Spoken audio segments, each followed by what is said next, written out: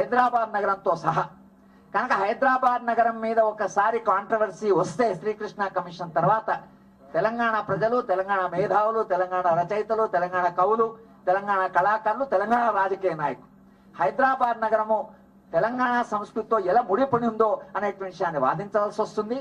భూములు కొన్నవాడు వాడు కొంటే భూమి కొన్నాడు కానీ వాడు హైదరాబాదు కొన్నంత మాత్రాన కొన్నవాడిది అది కాదు, అది హైదరాబాద్ నగరం నిర్మించిన వాడిది హైదరాబాద్ నగరం అవుతుంది కానీ కొన్నవాడిది కాదు అనేటువంటి ఒక మౌలిక అవగాహన కూడా మనకు ఉండాలి అనేటువంటి విషయము ఈ సందర్భంలో చెప్తూ ఐక్య వేదిక అన్నారు. ఒకటి లోకేశ్వర్, నేను ఒక మాట ఏమనుకుంటున్నా అంటే ఈ కవులు, కళాకారులు, రచయితలకి మాకు కూడా యూనివర్సిటీ ప్రొఫెసర్లకు కూడా ఈ ఒక ఇగో ఉంటుంది, అహం. ఈ అహం అనేది అవుతుందో అది it gives a little bit of arrogance, కొంచెం అహంకారాన్ని కూడా అహంకారాన్ని కూడా క్రియేట్ చేస్తుంది. ఈ రచయితకు కొంచెం ఎక్కువ ఉంటుందేమో అని నాకు అనిపిస్తున్నది. అందరు రచయితలు కాదు కానీ కొందరు రచయితకైనా కొంచెం ఈ అహం కళాకారులకు వీళ్ళకి వేలాది మంది వాళ్ళని అప్రిషియేట్ చేస్తారు. చప్పట్లు కొట్టే వరకు ఇక మేము లేకపోతే ఉద్యమం నడవడానికి మొదలు పెట్టారు కొందరు. మేము లేకపోతే మీరు మాట వేలు వింటారు సార్ దగ్గరకు వచ్చేసిన పరిస్థితి నిజం కూడా. ఇప్పుడు మేము ఎక్కడైనా మీటింగ్ లో పోతే ఆ గోరెటి వెంకన్న కావాలంటున్నారు, వాళ్ళు కావాలంటున్నారు, మీరు తొందరగా మాట్లాడిన సార్ వాళ్ళు పాటలు పాడాలంటున్నారు, అక్కడ దాకా వచ్చేసింది పరిస్థితి. కానీ వాళ్ళు న్యాచురల్ గానే మాకంటే ఎక్కువ ఇంపార్టెంట్ అనుకున్నా మాకు ఆశ్చర్యం లేదు. కానీ ఇగో అనేది ఏదైతుందో తెలంగాణలో ఉండేటువంటి కళాకారులు కానీ దానితో కూడా పోరాటం చేయాలి, తమతో తాము పోరాటం చేయవలసిన అవసరం ఉంది. మనను మనం ప్రజాస్వామీకరించుకోవాల్సిన అవసరం ఉంది. ఒక మానవీయ తెలంగాణ కావాలంటే మనం బయట ప్రపంచంతో పోరాటమే కాకుండా మనతో మనం చేయవలసిన పోరాటం కూడా ఉన్నది అనేటువంటిది ఈ సందర్భంలో ఒక స్నేహితుడిగా, తర్వాత ఈ ఉద్యమానికి అభిమానిస్తున్న వాడిగా, రచయితలకి నా తరఫున నాకు కూడా ఈగో ఉంది, దానికి చాలా ఫైట్ చేస్తూనే ఉంటాను. నేను నిరంతరంగా యుద్ధం జరుగుతున్నాను నాతో నాకు. అరే ఏంట్రా మనకి ఇంపార్టెంట్ అనుకుంటున్నామని మనం ఏమైపోతున్నాము అంటే ఒక్కొక్కసారి మనిషి తన నుంచే తాను రక్షించుకోవాల్సి ఉంటుంది, మిగతా నుంచి రక్షణ తన నుంచే తాను రక్షించుకోవాల్సి ఉంటుంది. ఆ ఇగో ఏదైతుందో దాని విషయంలో మీరు ఏ విధంగా ప్రయత్నం చేస్తారో కానీ రచయితలందరూ ఒకసారి ఆత్మ పరిశీలన చేసుకోవాల్సిన అవసరం ఉంటుంది. ఎందుకంటే ఒక ప్రజాస్వామ్య తెలంగాణ కావాలంటున్నాం కాబట్టి దాంట్లో మన భాగస్వామ్యమే కానీ దాంట్లో మన కీలకమని లేదా మనం లేకపోతే తెలంగాణ రాదు అనేటువంటి అవగాహన మాత్రం మనకు ఉండకూడదని మన పాత్ర మనం నిర్వహిస్తున్నాం. చరిత్రలో నిర్వహించవలసిన పాత్ర నిర్వహిస్తాం. అంతిమంగా ప్రజలే చాలా గొప్పవాళ్ళు. కష్టపడి ఈ పొలము దున్ని పంటలు పండించే వాడి కంటే గొప్పవాడు ఎవరు ఉండరనే ఒక అవగాహన మనకుంటేనే ఆ అహం నుంచి మనం బయటపడగలమని ఒక మాట ఈ సందర్భంలో చెప్తూ నాకు అవకాశం ఇచ్చి నాకు ఈ గౌరవం ఇచ్చిన ఈ సంస్థకి, తర్వాత మీ ఇక్కడ కూర్చున్న చాలా పెద్దవాళ్ళకి, నాకు స్నేహితులకి ఒకసారి ధన్యవాదాలు చెప్తూ నేను సెలవు చేసుకుంటాను. తెలంగాణ ప్రత్యేకత గురించి మాట్లాడారు. చాలా విచిత్రమైన విషయం ఏమిటంటే అన్నిటికీ తెలంగాణనే ఆజ్యం. ఆజ్యం అంటే జా కాదు, అంటే తుది మొదలు. ఇప్పుడు హైదరాబాద్ నైజాం పరిపాలించే రోజుల్లో అనల్ మాలిక్ అనే ఒక సిద్ధాంతాన్ని ప్రవేశపెట్టాడు అతను. అనల్ మలిక్ అంటే ఏమిటంటే ఎవడైతే సాహిబ్ ఉంటాడో వాడల్లా ప్రభువే. అనల్ మాలిక్ అంటే తురకలందరూ ప్రభువులు అని ఆయన ఉద్దేశం చేయటానికి. అప్పుడు అర్థం ఏమన్నాడంటే ఏమి పేదవాడి పిల్లని నువ్వు చేసుకుంటావా అని అడిగాడు. ఇది నేను చెప్పదలుచుకున్నది ఏమిటంటే అప్పుడు ఉద్యోగాలు ఎవరికి ఇచ్చారు? సాహెబులకే ఇచ్చారు. లక్నో నుంచి వచ్చిన వాడికి ఇచ్చారు, అలాగే అలీగఢ్ నుంచి వచ్చిన వాడికి ఇచ్చారు, కానీ లోకల్ మ్యాన్కి ఇవ్వలే. అందుకోసము లోకల్ ముస్లిమ్స్ వ్యతిరేకించారు, పోరాటం జరిపారు. ముస్లిమ్స్ నైజాం నవాబుకు వ్యతిరేకంగా పోరాటం జరిపింది. ఎందుకోసం అంటే ముల్కీ కోసం. ముల్కీ ఉద్యమం వచ్చింది ఏమిటి? ముల్కీ అంటే స్వదేశం, వాడు ఇక్కడ ఎవడున్నాడో వాడు పుట్టాలి. ఇది 1928లో వచ్చింది, ఇప్పుడు అమెరికాలో వచ్చింది. కాబట్టి తెలంగాణ ఎన్నిటికి మొదలు అంటే ఇంకొక విషయం మనం చేస్తా. తెలంగాణ సాయుధ పోరాటం తెలంగాణలో వాళ్ళు దాశరథి మాత్రమే కాదు, కుందిర్తి ఆంజనేయులు, ఆరుద్ర, సోమసుందర్ వీరందరూ తెలంగాణ ప్రోడక్ట్స్. అంతమందిని తయారు చేసింది ఎవరు? తెలంగాణ పోరాటం. పోరాటం చాలా మందిని తయారు చేయగలదండి. నిజమైన పోరాటం మేము పోరాటం చేశాం. ధైర్యంగా సగర్వంగా చెప్పగలను, తుపాకీ పట్టుకొని పోరాటం చేశాను, చావకుండా బయటికి వచ్చాను. అది ఒకటే గొప్ప విషయం.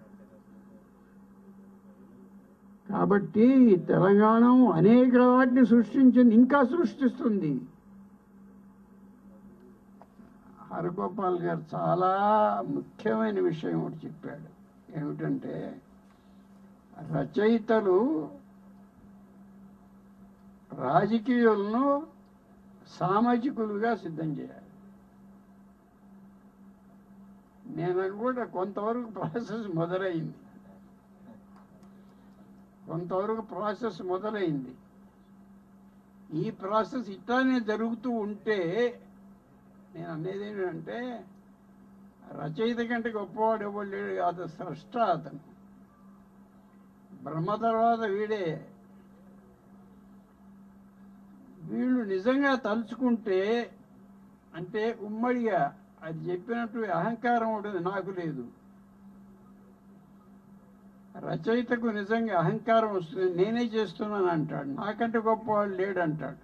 వాడేం రాస్తాడండి, నేనే రాశాను అంటాడు. వీటిని అణుచుకుని నిజంగా ప్రయత్నం చేస్తే మనకంటే ప్రయత్నం చేయవాడు ఇంకొకడు లేడు. తెలంగాణ రాజకీయాన్ని సామాజికం చేసే శక్తి రచయితలకు, కళాకారులకు ఉన్నది. కాబట్టి మనమంతా కలిసి, మనమని ఎందుకంటే నాకేం చేత కాకున్నా మీరు చేస్తే మీరు కలుపుకోవాలనే ఉద్దేశం. మనం అందరం కలిసి చేయవలసింది ఏమిటంటే రాజకీయుడిని సామాజికుడిని చేయాలి. లేకుంటే వచ్చిన తెలంగాణ వృధా అవుతుందని నా ఉద్దేశం. సొసైటీ అనే ఒక సంస్థను స్థాపించి గత 5-6 ఏళ్లుగా మా వంతుగా ఈ తెలంగాణ క్వశ్చన్ ఏదైతే ఉందో, తెలంగాణ మీద జరుగుతున్న ఈ డిస్కోర్స్ ఏదైతే ఉందో దాంట్లో చరిత్రలోకి కొంత తొంగి చూసి తెలంగాణ చరిత్ర ఏదైతే విస్మరణకి, వివక్షతకి, చాలా డిస్టార్షన్స్కి గురైన ఈ కాంటెక్స్ట్లో కొంత రీకన్స్ట్రక్షన్ ఆఫ్ తెలంగాణ హిస్టరీని చేయడం ద్వారా ఉద్యమానికి మా వంతుగా కొంత కృషి చేయాలనే ఉద్దేశంతో మేము ఈ సంస్థను స్థాపించి అందులో భాగంగా ఈ 69 ఉద్యమం చారిత్రక పత్రాలు అనే పుస్తకాన్ని తీసుకురావడం జరిగింది. ఇందులో మీరు చూసినట్టయితే ఆనాడు ఒక గొప్ప దళిత నాయకుడైన శ్యామ్ సుందర్ గారు రాసిన ప్రధానమంత్రికి ఆనాటి ప్రధానమంత్రికి ఇచ్చిన ఒక మెమరాండం, అట్లాగే తర్వాత చాలా వ్యాసాలు, ముఖ్యంగా ఆనాటి రాజకీయ పరిస్థితిని అద్దం పడుతున్న కొన్ని వ్యాసాలు, తెలంగాణ సమస్య పరిష్కారానికి అష్టసూత్ర పథకం అనే వ్యాసం, తెలంగాణ సమస్య ఆందోళనపై ముఖ్యమంత్రి ఆలోచన సరళి అనే ఒక వ్యాసం, డాక్టర్ చెన్నారెడ్డి రాజకీయాలు, కాంగ్రెస్లో ముఠాలు, తెలంగాణ ప్రజాసమితి ఆవిర్భావం తర్వాత అంతర్ధానం, ఇట్లా ఆంధ్ర తెలంగాణ ఉద్యమంలో విన్యాసాలు, ఇవన్నీ కూడా ఈ పుస్తకంలో మీరు చూస్తారు. దీని నుంచి మనమందరం ఒక విషయం అంగీకరించాల్సి ఉంటుంది, చరిత్ర మనకు పాఠాలు నేర్పుతుందని. పాఠాలు నేర్చుకోవడానికి మనం సిద్ధంగా ఉంటే మనం చరిత్ర చదువుకోవాలి. ఆ దిశగా ఈ పుస్తకం ఈ ఒక చిన్న ప్రయత్నం అని నేను భావిస్తూ, ఈ మా మొదటి వాల్యూమ్ని మీరు అంతా ఆదరించారు, రెండో వాల్యూమ్ కూడా మీకు మీ ఆదరణకి గురవుతుందని నేను భావిస్తూ ఈ సమయాన్ని మాకు ఇచ్చినందుకు తెలంగాణ హిస్టరీ సొసైటీ తరఫున రచయితల వేదికలకి నేను ధన్యవాదాలు తెలుపుతూ సెలవు తీసుకుంటాను. జై తెలంగాణ. తెలంగాణకు జరుగుతున్న అన్యాయాలను తెలియజేయడానికి ఎడతెరిపి లేకుండా ఎంతో కాలం నుంచి సరైన సమయంలో సరైన సమాచారాన్ని చేరవేయడానికి ఉన్న వెలితిని పూడ్చే క్రమంలో ఒక వెబ్ న్యూస్ ఛానల్ ఏర్పాటు చేయాలని నిశ్చయించుకోవడం జరిగింది. అనుకున్నదే తడవుగా జరిగింది.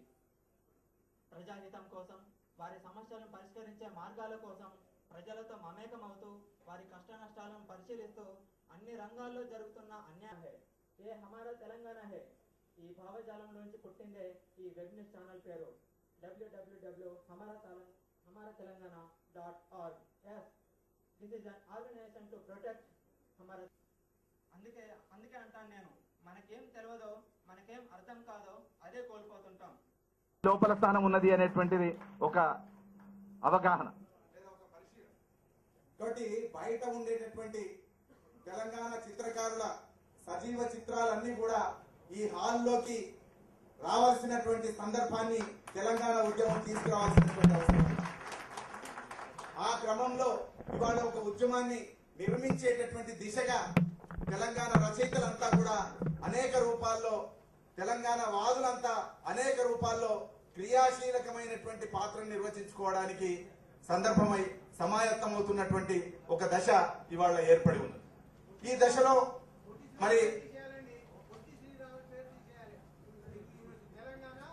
మనం తప్పకుండా మనం ఇక్కడి నుంచి, ఈ సభ నుంచి డిమాండ్ చేయవలసినటువంటి అవసరం ఏమున్నది అని అంటే, ఏ రకంగా ఆంధ్రప్రదేశ్ తో కానీ తెలంగాణతో కానీ ఏ రకమైనటువంటి సంబంధం లేని ఆంధ్ర రాష్ట్రం కోసం మాత్రమే ఆహుతి అయిపోయినటువంటి పొట్టి శ్రీరాములు పేరు తెలుగు యూనివర్సిటీకి ఇంకా అట్లాగే ఉండడం అనేటువంటిది ఇది తెలుగు భాషను, తెలుగు సంస్కృతిని అవమానించడమే అవుతుంది. సమైక్య రాష్ట్రాన్ని కూడా అవమానించడమే అవుతుంది. తెలంగాణ సంస్కృతిని పూర్తిగా అవమానించడం అవుతుంది. కనుక పొట్టి శ్రీరాములు పేరు తొలగించి తెలంగాణ ప్రముఖుడి యొక్క పేరు పెట్టాల్సినటువంటి అవసరం ఉన్నది. హైదరాబాద్ సంస్కృతికి ప్రతీకగా ఉండేటటువంటి ఎవరి పేరైనా సరే, ఏ రచయిత పేరైనా సరే, సురవరం ప్రతాప్ రెడ్డి దగ్గర నుంచి ఎవరి పేరైనా కూడా దీనికి పెట్టేటటువంటి అవకాశం ఉన్నది. కనుక తప్పకుండా తెలంగాణ ఉద్యమం ఆ దిశగా ఒత్తిడి చేయాల్సినటువంటి అవసరం కూడా ఉన్నది. ఆ నేపథ్యంలో ఇవాళ మనం అనేక విషయాలు మాట్లాడుకుంటున్నాం.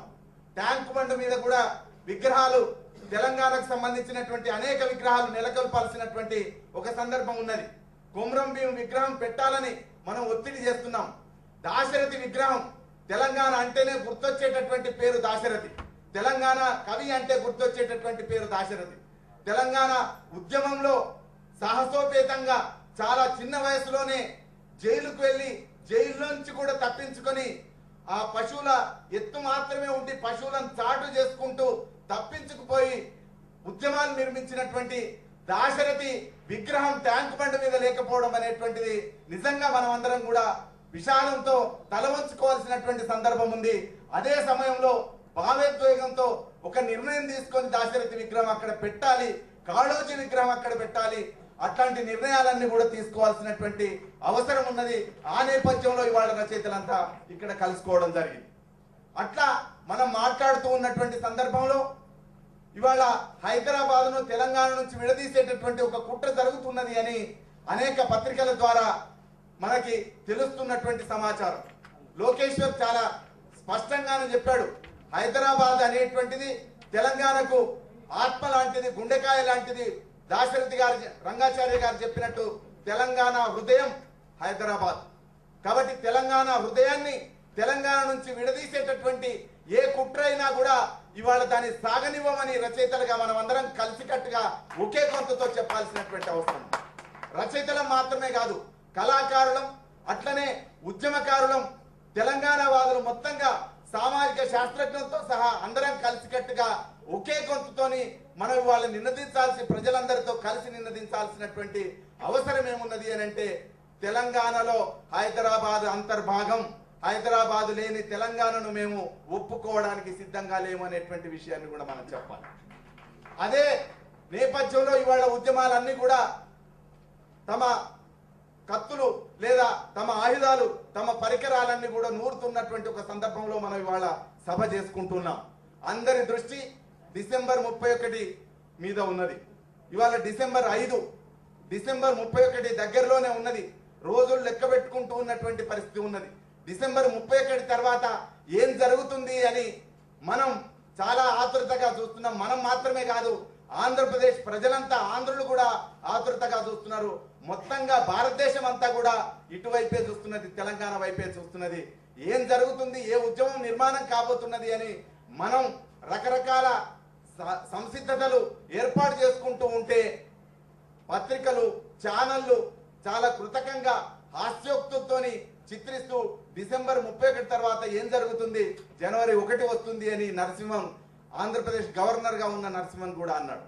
మరి ఇవన్నీ ఈ మాటలన్నీ అంటున్నటువంటి దశను ఎవరిని అవమానిస్తున్నారు? తెలంగాణ ఉద్యమాన్ని మాత్రమే అవమానిస్తున్నారు. తెలంగాణ ప్రజల ఆకాంక్షల్ని మాత్రమే అవమానిస్తున్నారు. ఈ నేపథ్యంలో చాలా స్పష్టంగా చెప్పదలుచుకున్నది నిజమే, డిసెంబర్ 31 తర్వాత ప్రతి సంవత్సరం జనవరి 1 వస్తుంది. కానీ అన్ని జనవరుల్లాగా 2011వ జనవరి ఉండబోతలేదు. 11వ జనవరి మార్పు తీసుకురాబోతున్నది. 2011 జనవరిలో తెలంగాణ ఒక కొత్త రూపంతోని, ఒక భావోద్వేగంతోని, ఒక అద్భుతమైనటువంటి ఉద్యమాన్ని నిర్మించబోతూ ఉన్నది. దానికి సిద్ధంగా ఉండాల్సినటువంటి అవసరం కూడా ఆంధ్రప్రదేశ్ పాలకులకు ఉన్నది. ఈ 211 ఆంధ్రప్రదేశ్ రాష్ట్రానికి చివరి సంవత్సరం కాబోతున్నది అని కూడా మనం ఇవాళ ఇక్కడి నుంచి స్పష్టంగా ప్రకటించబోతున్నాం. కనుక ఈ నేపథ్యంలో మనం రచయితల యొక్క పాత్రను నిర్ణయం చేసుకుంటున్నాం. సామాజిక శాస్త్రజ్ఞుల యొక్క పాత్రను, మేధావుల యొక్క పాత్రను, కళాకారుల యొక్క పాత్రను మనం ఇవాళ పునర్నిర్వచించుకోవడానికి, కొత్తగా రాసుకోవడానికి, నిర్దేశించుకోవడానికి మనం ఇవాళ కూర్చున్నాం. ఈ సందర్భంలో చాలా ఆశ్చర్యంగా కూడా నాకున్నది, తెలంగాణ హిస్టరీ సొసైటీ పుస్తకం కూడా ఇక్కడ ఆవిష్కరించింది. హైదరాబాద్ లేకముందు తెలంగాణకు చరిత్ర లేదు అని చెప్పి మాట్లాడడం, అది ఎందుకు మాట్లాడారో తెలియదు. కానీ హైదరాబాద్ లేకముందు తెలంగాణకు చాలా గొప్పదైనటువంటి చరిత్ర ఉన్నది. అది శాతవాహనుల కాలం నుంచి, కాకతీయుల కాలం నుంచి అద్భుతమైనటువంటి చరిత్ర ఉన్నది అనేటువంటిది కూడా ఇవాళ హిస్టరీ సొసైటీ తరఫు నుంచి కానీ, లేదా తెలంగాణ చారిత్రక పరిశోధకులు కానీ, తెలంగాణ చరిత్రను కొత్తగా లిఖించేటటువంటి ప్రతి ఒక్కరు కూడా చెబుతూ ఉన్నారు. అసలు సంస్కృతి, తెలుగు సంస్కృతి అనేది మొదలైంది తెలంగాణలో, తెలుగు భాష మొదలైంది తెలంగాణలో, తెలుగుకు సంబంధించినటువంటి రాజరికాలు మొదలైంది తెలంగాణలో, రాజరికాల మీద తిరుగుబాట్లు మొదలైంది కూడా తెలంగాణలోనే. కాబట్టి తెలంగాణ అనేటువంటిది వాళ్ళ అనేక ఉద్యమాలకి, అనేక కొత్త విషయాలకి ఒక కొత్త సందర్భంగా ఉన్నది. వాళ్ళ మన చరిత్రను మనం వెతుక్కుంటున్నటువంటి నేపథ్యంలో హైదరాబాద్ కంటే ముందు, హైదరాబాద్ చరిత్ర లేకంటే ముందు తెలంగాణకు చరిత్ర లేదని ఎవరు మాట్లాడినా కూడా దాన్ని సవరించుకోవాల్సినటువంటి అవసరం ఉంది అని నేను భావిస్తున్నాను. అట్లనే రచయితలు చాలా ఓపెన్ గా ఉంటారు, రచయితలు చాలా అహంకారంతో ఉంటారు. నిజమే, ఓపెన్ గా మాట్లాడతారు, అహంకారంతో ఉంటారు. ఈ రెండు విషయాలు కూడా నిజమే.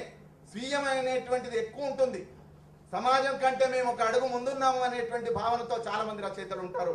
రచయితలు కూడా తప్పకుండా ప్రజాస్వామికీకరించుకోవాల్సినటువంటి అవసరాన్ని గుర్తు చేసుకోవాల్సినటువంటి సందర్భమే ఇది.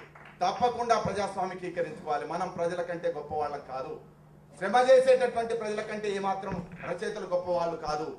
తెలంగాణలో ఒక సంస్కృతి ఉన్నది, శ్రమకు మాత్రమే గొప్పనైనటువంటి ప్రాధాన్యతనిచ్చేటటువంటి సంస్కృతి ఉన్నది.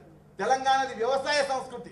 తెలంగాణ ఇప్పటికి కూడా చదువుకున్న లేదా గొప్ప గొప్ప ఉద్యోగాలలో ఉన్న, గొప్ప గొప్ప చదువులు చదివి అనేక ఉన్నత పదవుల్లో ఉన్న వాళ్ళు కూడా వ్యవసాయ సంస్కృతిలో భాగమైనటువంటి అనేక పండుగల్ని ఇక్కడ చేసుకునే ఒక సంప్రదాయం కూడా ఉన్నది.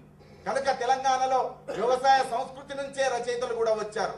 ఏ రచయిత అయినా సరే, తెలంగాణలో ఉండేటటువంటి రచయిత కానీ, కళాకారుడు కానీ, గాయకుడు కానీ, వాగ్గేయకారుడు కానీ తెలంగాణ వ్యవసాయ సంస్కృతిని ముట్టుకోకుండా రాసినటువంటి వాళ్ళు ఎవరూ లేరు.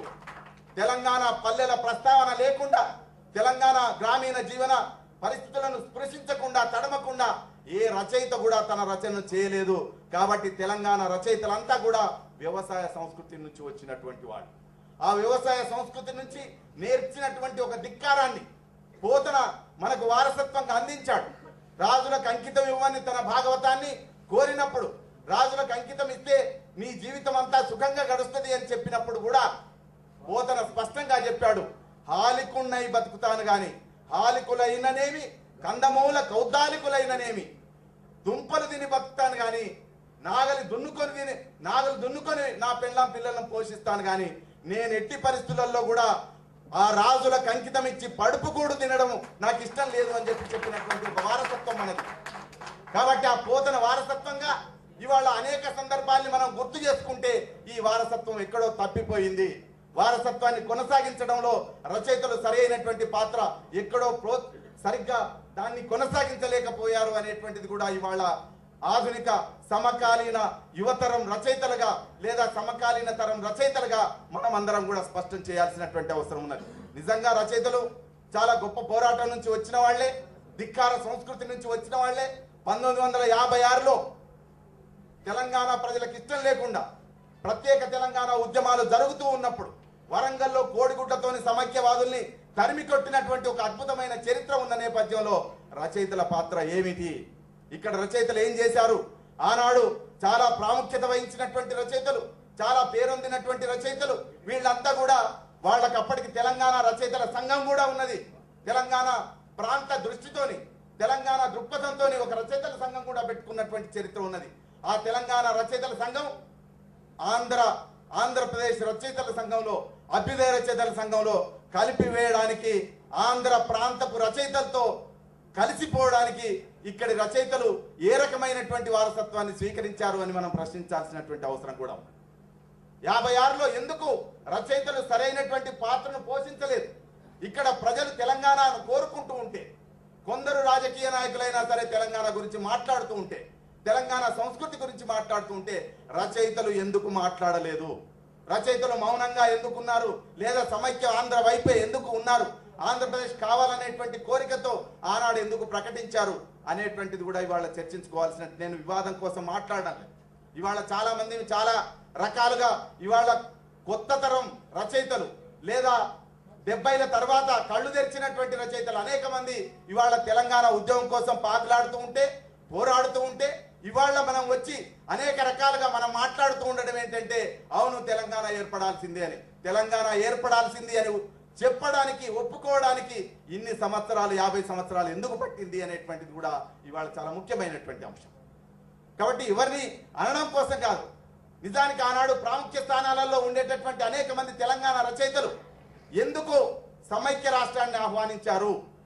పోని అప్పుడు ఆహ్వానించినా సరే 1969లోనైనా సరే ప్రత్యేక తెలంగాణ కోసం 370 మంది విద్యార్థి యువ కిషోరాలు ప్రాణత్యాగాలు చేస్తూ ఉంటే, ఆహుతి అవుతుంటే 6 నెలలు ప్రభుత్వాన్ని స్తంభింపజేసేటటువంటి ఒక గొప్ప ఉద్యమం తెలంగాణ గడ్డ మీద జరుగుతుంటే రచయితలు ఎందుకు నోళ్లు తెరవలేదు? రచయితలు మౌనంగా ఎందుకు ఉండిపోయారు? రచయితల్లో ధిక్కార సంస్కృతి ఎటుపోయింది? రచయితలు ఏ రాజ్యంతో కుమ్మక్కైనటువంటి పరిస్థితి ఉన్నది? ఇవాళ అనేక ప్రశ్నలన్నీ కూడా ఉన్నాయి. రచయితలు ధిక్కార సంస్కృతిని ఎక్కడో వదిలిపెట్టారు. ఆ వదిలిపెట్టినటువంటి సందర్భం నుంచి ఇవాళ మళ్ళీ తిరిగి రచయితల ధిక్కార సంస్కృతిని నేర్చుకునేటటువంటి లేదా ఆ వారసత్వాన్ని, పోతన వారసత్వాన్ని తిరిగి తీసుకువచ్చి అట్లనే తెలంగాణ రైతాంగ పోరాట వారసత్వాన్ని ఆనాడు రచయితలు చాలా క్రియాశీలకమైనటువంటి పాత్ర పోషించారు. ఆ పోషించినటువంటి రచయితలంతా తర్వాత మౌనంగా ఉండిపోవడానికి కారణాలు అన్వేషించుకుంటూనే తెలంగాణ రైతాంగ పోరాట వీర వారసత్వాన్ని ఇవాళ తెలంగాణ రచయితలు పుణికిపుచ్చుకున్నారు.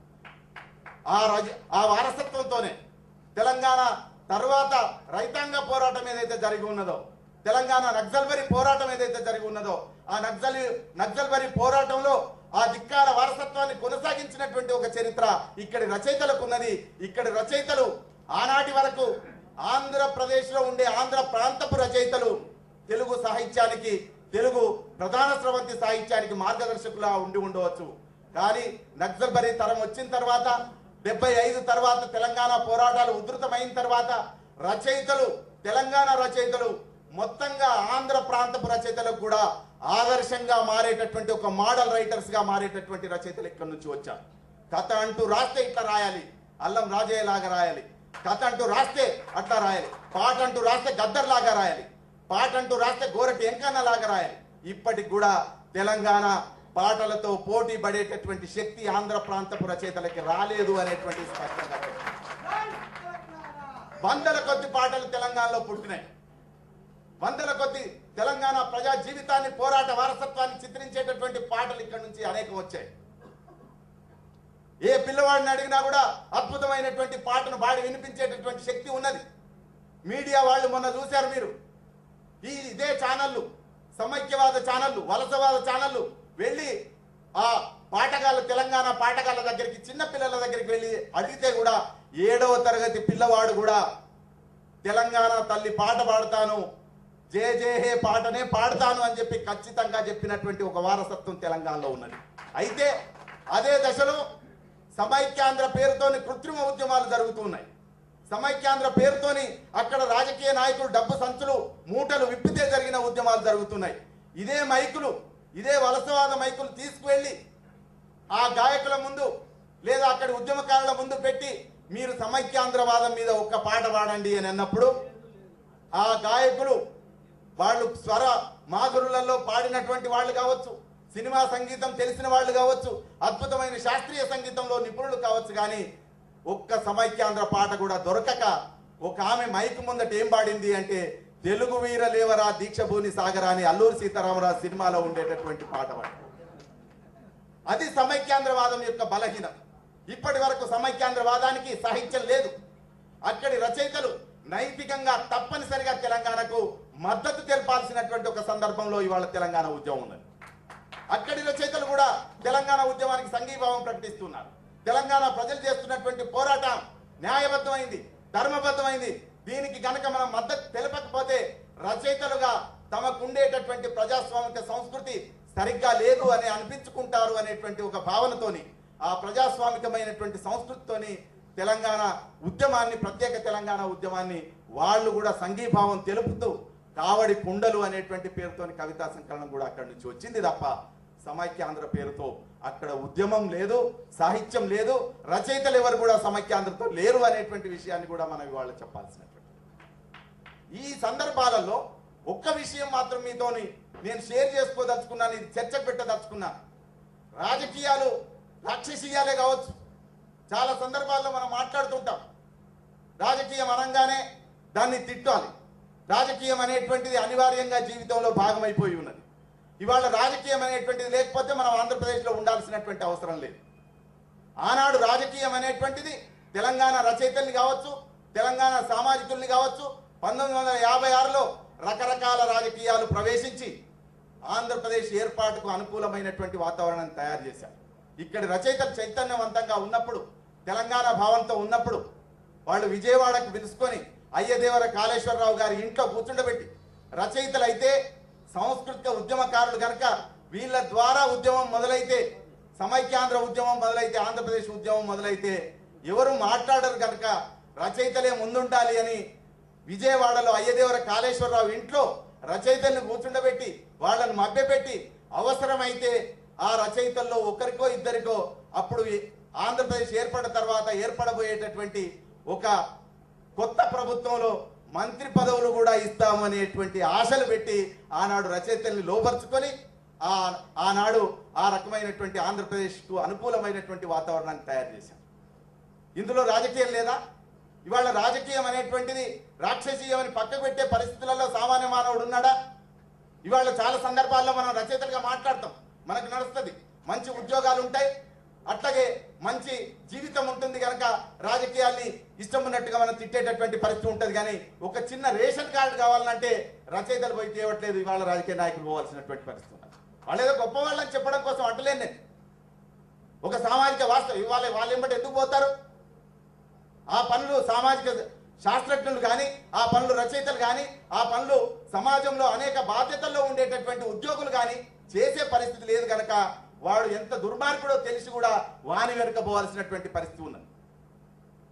కాళోజీ ఎప్పుడో చెప్పాడు, భారతదేశంలో భారత రాజకీయాలు మాత్రమే ఉండాలి, భారతదేశంలో భారత రాజకీయాలు మాత్రమే కాకుండా ఆంధ్ర రాజకీయాలు కూడా ఉన్నప్పుడు, ఆంధ్ర రాజకీయాలు కూడా ఉంటే తెలంగాణ రాజకీయాలు కూడా తప్పకుండా ఉండి తీరుతాయని చెప్పాడు. కాబట్టి ఆంధ్ర రాజకీయాలు ఉన్నప్పుడు తెలంగాణ రాజకీయాలు కూడా ఉంటాయి. ఇవాళ తెలంగాణ రాజకీయాలకి పోటీ పెట్టడం, తెలంగాణ రాజకీయాల దగ్గర రాగానే ప్రజాస్వామిక రాజకీయాలు కావాలన్నాం.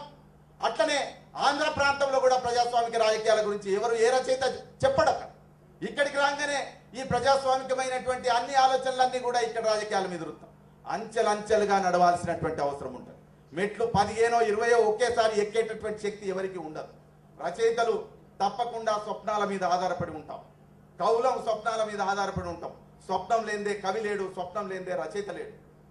కానీ ఆ స్వప్నాలు సాకారం చేసుకోవాలంటే మాత్రం ఖచ్చితంగా భూమి మీదకి రావాల్సిందే. నేల మీదకి రాకుండా మీ స్వప్నం సాకారం కాదు. మేము మా దిగంత లోకాల్లోనే ఉంటాం, మా అంతర్లోకాల్లోనే ఉంటాం. దిగిరాను దిగిరాను దివి నుంచి భూమికి అన్నాడు ఒక కృష్ణశాస్త్రి ఎప్పుడో వెనకట.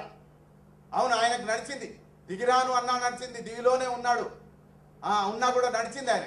ఆయన అనుకున్నాడు నవ్విపోదురుగాక నాకేటి సిగ్గు, నా ఇచ్చేయగాక నాకేటి వెరపు. అందరు నవ్వుకున్నా నాకేం బాధలేదు, నా కోరిక ఎట్లున్నదో నేను అట్లా పోతా అన్నాడు. ఆయనకు నడిచింది. కానీ ఒక ఉద్యమంలో భాగస్వామిగా ఉన్నప్పుడు ఒక రచయిత నా ఇష్టం వచ్చినట్లు నేను నడుస్తా అంటే నడిచే పరిస్థితి లేదు. ఎవరైనా సరే, రాజకీయ నాయకులైనా సరే, రచయితలైనా సరే, సామాజిక శాస్త్రవేత్తలైనా సరే, ప్రజలు ఏ మార్గంలో వెళుతున్నారో ఆ మార్గంలోకి వెళ్లాల్సినటువంటి అవసరం ఉంటుంది. అప్పుడు మాత్రమే సాకారం అవుతుంది కళ. స్వప్నం సాకారం కావాలంటే భూమి మీదకి రావాలి. ఆకాశంలోనే ఉంటే దిగదు. శ్రీశ్రీ ఎప్పుడో చెప్పాడు. మళ్ళీ మనం వాళ్ళ నుంచే కొటేషన్స్ తీసుకోవాలి. జగన్నాథ ఆకాశపు దారులంట హడావిడిగా వెళ్ళిపోయే జగన్నాథ రథచక్రాలు భూమార్గం పట్టిస్తాను, భూకంపం పుట్టిస్తాను అని చెప్పాడు. కాబట్టి ఆ జగన్నాథ రథచక్రాలు ఇవాళ ఆకాశంలో తిరుగుతూ ఉంటాయి. అనేక సూక్తులు చెప్తూ ఉంటాయి. చెప్తూ ఉన్నప్పుడు వాటన్నిటిని కూడా ఆ జగన్నాథ రథచక్రాలైనా సరే, ఆ స్వప్నాలైనా సరే, ఆ స్వప్నాల్ని తప్పకుండా భూమి మీదకి తీసుకురావడం, భూకంపం పుట్టించడం అనేటువంటిది ఇవాళ రచయితలంగా మనం చేయాల్సినటువంటి కార్యక్రమం. కాబట్టి భూమార్గం పట్టించాలి, భూకంపం పుట్టించాలి, కనుక భూమి మీదకి తీసుకురావాలి. స్వప్నాలు నిజం కావాలంటే మాత్రం తప్పకుండా ప్రజల్ని అనుసరించి నడవాలి. దేన్నైనా సక్రమపరిచే వాళ్ళు, దేన్నైనా సరిదిద్దగలిగిన శక్తి ఉన్నవాళ్ళు, ఏ మార్గాన్నైనా కూడా కొత్తగా వేయగలిగిన వాళ్ళు కేవలం ప్రజలు మాత్రమే. చాలా సందర్భాల్లో మనం అనుకుంటుంటాం, ఇందాకనే అన్నట్టు ఈగో ఎక్కువ ఉంటుంది. నా మార్గంలోనే ఒక ఆయన అన్నాడు, నేను అడిగితే చాలా సార్లు అడిగితే సమాధానం లేకేమన్నాడు, ప్రజలు నడిచి నడిచి అలసిపోతారు, అలసినాడు నా వెనకనే వస్తారు. అలసినాడు దాకా నువ్వు ఎక్కడుంటావు, నువ్వు నడిచే పరిస్థితి లేదు. అడిచిన దాకా వాళ్ళు అలసిపోయేదాకా నువ్వు ఉరికే పరిస్థితి లేదు. వాళ్ళు అలసిపోయేదాకా నువ్వు ఇంట్లోనే ఉంటే నువ్వు ఉన్నావు అనేటువంటిది కూడా నీ అస్తిత్వం కూడా గుర్తించే పరిస్థితులలో ఇవాళ ఉండాలి. నువ్వు ఇంట్లో ఉంటే ఎవరికి కావాలి? నువ్వు బయటికి రావాలి, రోడ్డు మీదకి రావాలి, రోడ్డు మీద కూర్చోవాలి. నువ్వు రోడ్డు మీదకి వచ్చిన తర్వాత ఎక్కడైతే శ్రీకాంతాచార్యులు ఉన్నారో, ఎక్కడైతే శ్రీకాంతాచార్యులు ఒళ్ళు మీద కిరసనాయలు పోసుకొని తగలబెట్టుకుంటున్నారో, ఆ తగలబెట్టుకున్నటువంటి వాళ్ళ దిశలో మనం తప్పకుండా మనవంతు పాత్ర ఏమిటో తప్పకుండా నడవాల్సినటువంటి అవసరం ఉన్నది. వాళ్ళ కనీసం వాళ్ళకి జోహార్ చెప్పడానికైనా సరే నువ్వు బజార్లోకి రాకపోతే నువ్వు ఒకటి ఉన్నావు అనేటువంటి విషయం, ఆ రచయిత చాలా గొప్పవాడు అనేటువంటి విషయాన్ని కూడా ప్రజలు పట్టించుకోరు. తప్పకుండా ఆ అమరవీరుణ్ణి పట్టించుకోకపోతే నిన్ను ప్రజలు పట్టించుకునేటటువంటి పరిస్థితి ఉండదు. కనుక రచయితలు కూడా ఎప్పటికప్పుడు క్రియాశీలకంగా మారవలసినటువంటి అవసరం ఉన్నది. వాస్తవికంగా మారవలసినటువంటి అవసరం ఉన్నది. ప్రజాస్వామికంగా మారవలసినటువంటి అవసరం ఉన్నది. తన పుటం పెట్టుకోవాలి. ఇక మనం ఆచరణ సాధ్యం కానటువంటి లేదా చాలా గొప్పగా ఉంటుంది నిజమే, ఒకేసారి ప్రజాస్వామ్య తెలంగాణ వస్తే బాగుంటుంది, మనందరికి కూడా సంతోషమే, అందరి స్వప్నం అదే. కానీ ఒకేసారి రావడానికి ఏం చేయాలి? ఆ చేయగలిగినటువంటి పరిస్థితి మరి నిజంగా ఇవాళ రచయితల ముందున్నదా? ఎందుకు ముందట పడినటువంటి రచయితలు అనేక సమస్యలు ఎదుర్కొన్నారు? ఎందుకు ముందట పడినటువంటి రచయితలతో కనీసం కుర్చీలో కూర్చున్న రచయితలు ఆనాడు ఎందుకు నడవలేకపోయారు అనేటువంటి అనేక విషయాలు చర్చలో ఉంటాయి.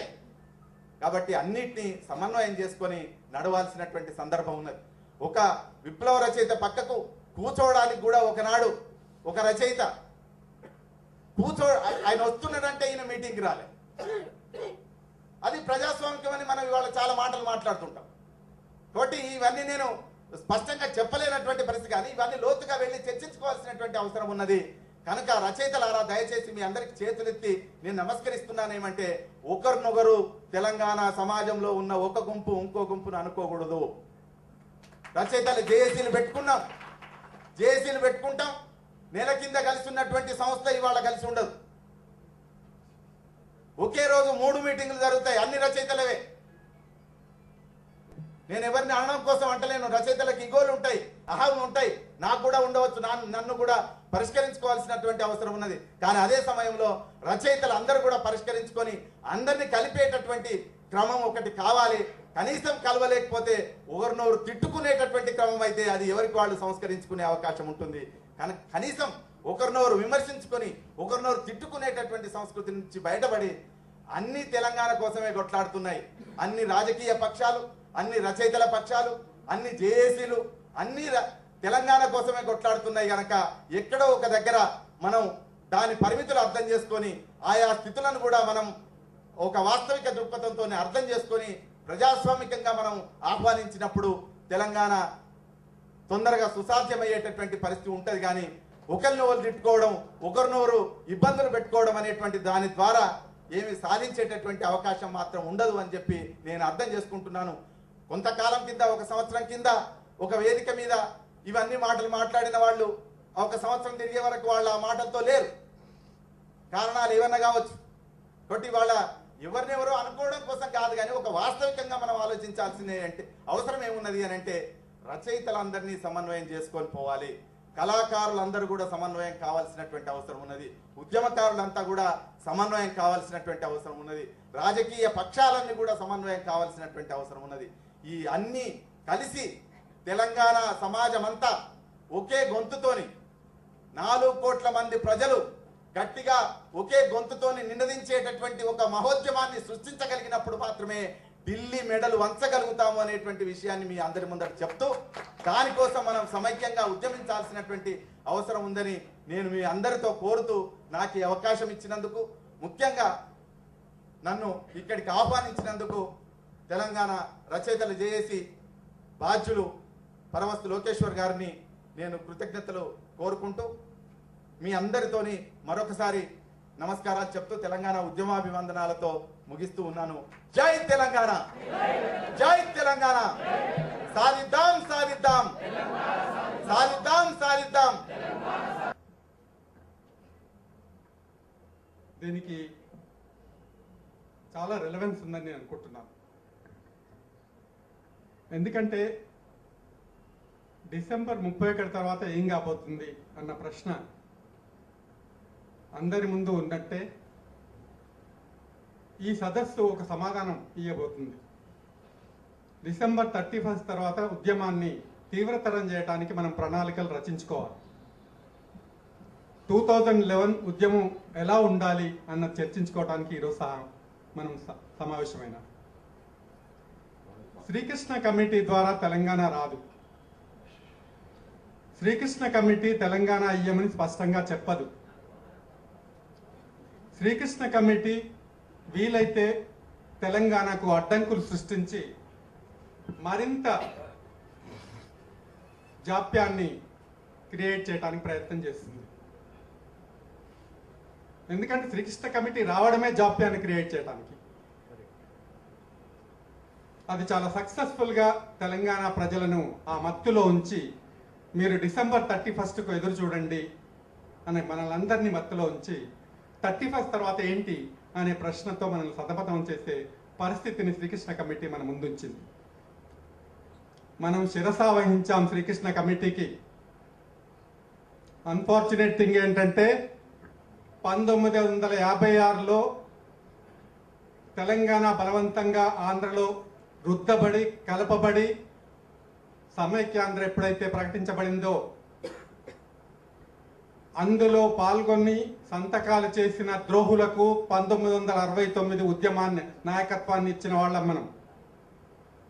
1969 ఉద్యమం నుంచి మనం పాఠాలు ఇప్పటికి కూడా నేర్చుకోలేదు. 56లో చేసిన ద్రోహులు నాయకులయ్యారు 69లో మళ్ళీ. తర్వాత మళ్ళీ అధికారంలోకి వచ్చారు వాళ్ళే. 69లో జరిగిన ద్రోహం నుంచి పాఠాలు నేర్చుకొని కనీసం ఇప్పుడు మళ్ళీ మనం ఈ ఉద్యమాన్ని ముందుకు తీసుకువెళ్ళి తెలంగాణ సాధించుకుంటున్నామంటే కాదు, మళ్ళీ ఆ ద్రోహులకే పట్టం కడుతున్నాం. ఆ ద్రోహులే తెలంగాణ ఉద్యమానికి నాయకత్వం వహిస్తున్నారు. ఆ ద్రోహులే అన్ని జేఏసీలలో తమ కబంధ హస్తాల చేతుల్లో ఉంచుకోవడానికి ప్రయత్నం చేస్తున్నారు. ఇది దౌర్భాగ్య స్థితి తెలంగాణ ఉద్యమానికి. ప్రజలు త్యాగాలు చేస్తున్నారు, ప్రజలు ఉద్యమాలు చేస్తున్నారు. ప్రజలంటే ఊరు ఊరు కదిలింది, వాడ వాడ కదిలింది, పట్టణాలు కదిలాయి, అందరూ కదిలారు. సమాజంలో ఉన్న అన్ని సెక్షన్స్ ఈసారి ఉద్యమంలో కదిలాయి.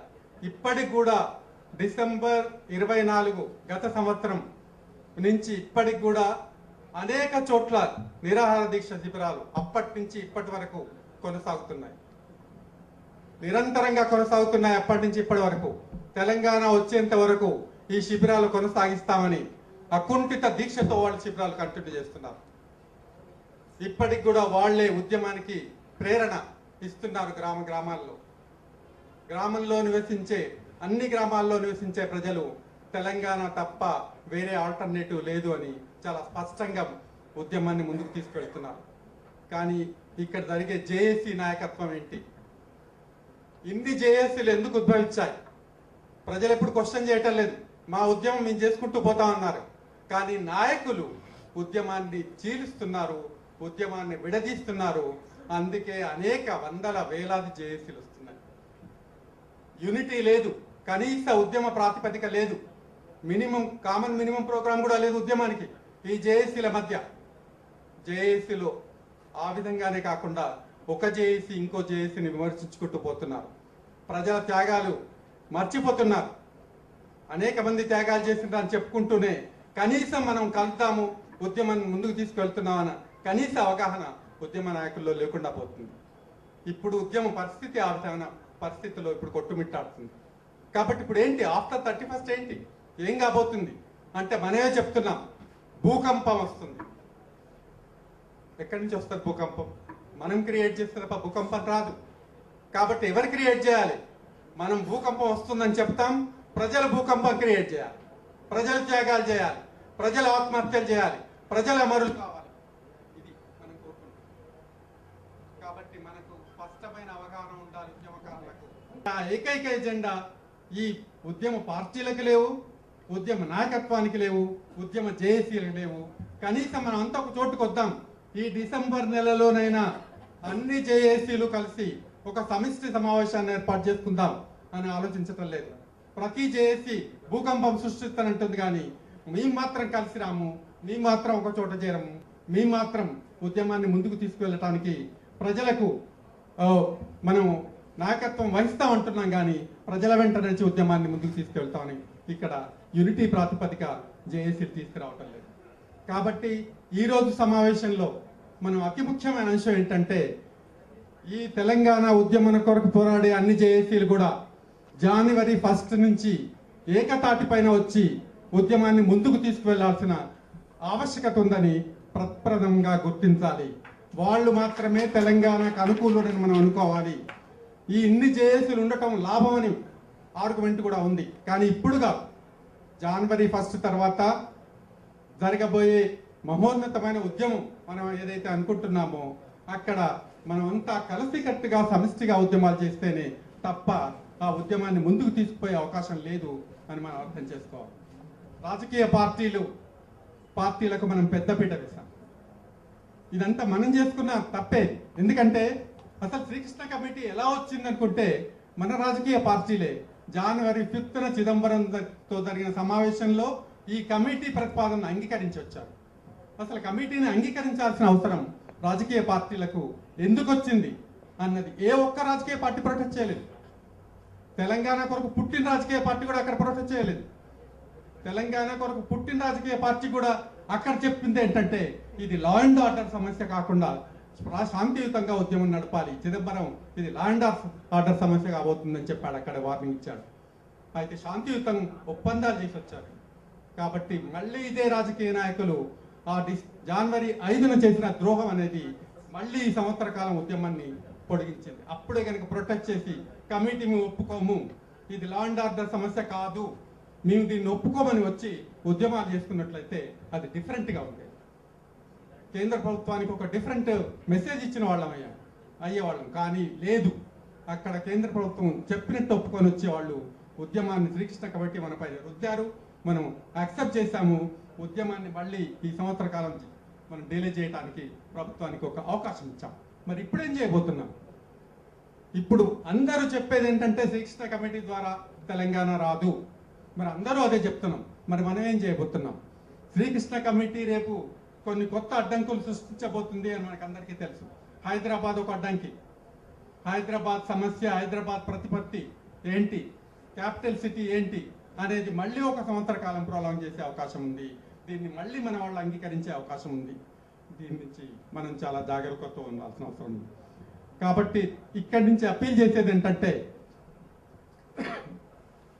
తెలంగాణ కోరుకునే ఏ రాజకీయ పార్టీ అయినా సరే తెలంగాణ కొరకు మిగతా రాజకీయ పార్టీలతో, తెలంగాణ కోరుకునే మిగతా రాజకీయ పార్టీలతో తెలంగాణలో సమిష్టి ఉద్యమాలు నిర్వహించాల్సిన అవసరం ఉంది. ఈ కనీస ప్రాతిపదికతో ఆ రాజకీయ పార్టీలు ఒప్పుకోవాలి. ఒకవేళ ఒప్పుకోకపోయినట్లయితే ఆ రాజకీయ పార్టీ తెలంగాణకు బద్ధ శత్రువుగా తెలంగాణ ప్రజలు భావించాల్సిన అవసరం ఉంది. ఎందుకంటే చాలా అన్ఫార్చునేట్ థింగ్, ఇప్పటి వరకు కూడా ఏ రాజకీయ పార్టీ కూడా, సరే తెరాసాను వదిలిపెట్టండి, ఏ రాజకీయ పార్టీ కూడా తెలంగాణపై ఏకాభిప్రాయం లేదు. ప్రతి రాజకీయ పార్టీ కూడా రెండు అభిప్రాయాలు ఏ విధంగానైతే అప్పుడు చిదంబరం ముందు వెలిపించడం జరిగిందో అదే రెండు అభిప్రాయాలు ఇప్పటికి కూడా కొనసాగుతూ ఉద్యమాలు నిర్వహిస్తున్నారు. ఇది ప్రపంచంలో ఏ దేశంలో కూడా ఏ ఉద్యమంలో కూడా ఇలాంటి రాజకీయ పార్టీలు ఉద్యమాలు నడపలేదు. ఒకే అంశం పైన ఒకే రాజకీయ పార్టీ రెండు అభిప్రాయాలు కలిగి ఉండి ఉద్యమాన్ని చాలా సక్సెస్ఫుల్గా తాము ముందుకు తీసుకెళ్తున్నామని అనుకుంటున్నారు. మొన్న జరిగింది ఏంటి, కొత్త ప్రభుత్వం వచ్చింది. చాలా నార్మల్గా తెలంగాణ ఉద్యమ కొరకు వీధుల్లోకి వెళ్ళి పోరాటం చేసిన రాజకీయ నాయకులు చాలా నార్మల్గా కొత్త ప్రభుత్వంలో జాయిన్ అయ్యారు. చాలా నార్మల్గా ఆ రాజకీయ నాయకులు అక్కడ గన్ పార్క్ దగ్గరికి వెళ్ళి అమరవీరుల సాక్షిగా ప్రమాణాలు చేశారు. మేము తెలంగాణ వచ్చిన తర్వాతనే మేము వచ్చేంత వరకు ఉద్యమాలు కొనసాగిస్తామని. ఆ సాక్ష్యం అమరవీరుల సాక్షిగా ప్రమాణాలు చేసిన వాళ్ళు ఇప్పుడు ప్రభుత్వంలో చేరారు. ఇది తెలంగాణ ఉద్యమానికి నాయకత్వం వహిస్తారు, మళ్ళీ అధికారంలోకి వస్తారు, మళ్ళీ ఉద్యమాన్ని వెన్నుపోటు పడుస్తారు, మళ్ళీ అవసరమైతే మళ్ళీ ఉద్యమంలోకి వస్తారు. ఇది నిరంతరంగా రిపీట్ అవుతుంది, అది కంటిన్యూ అవుతుంది.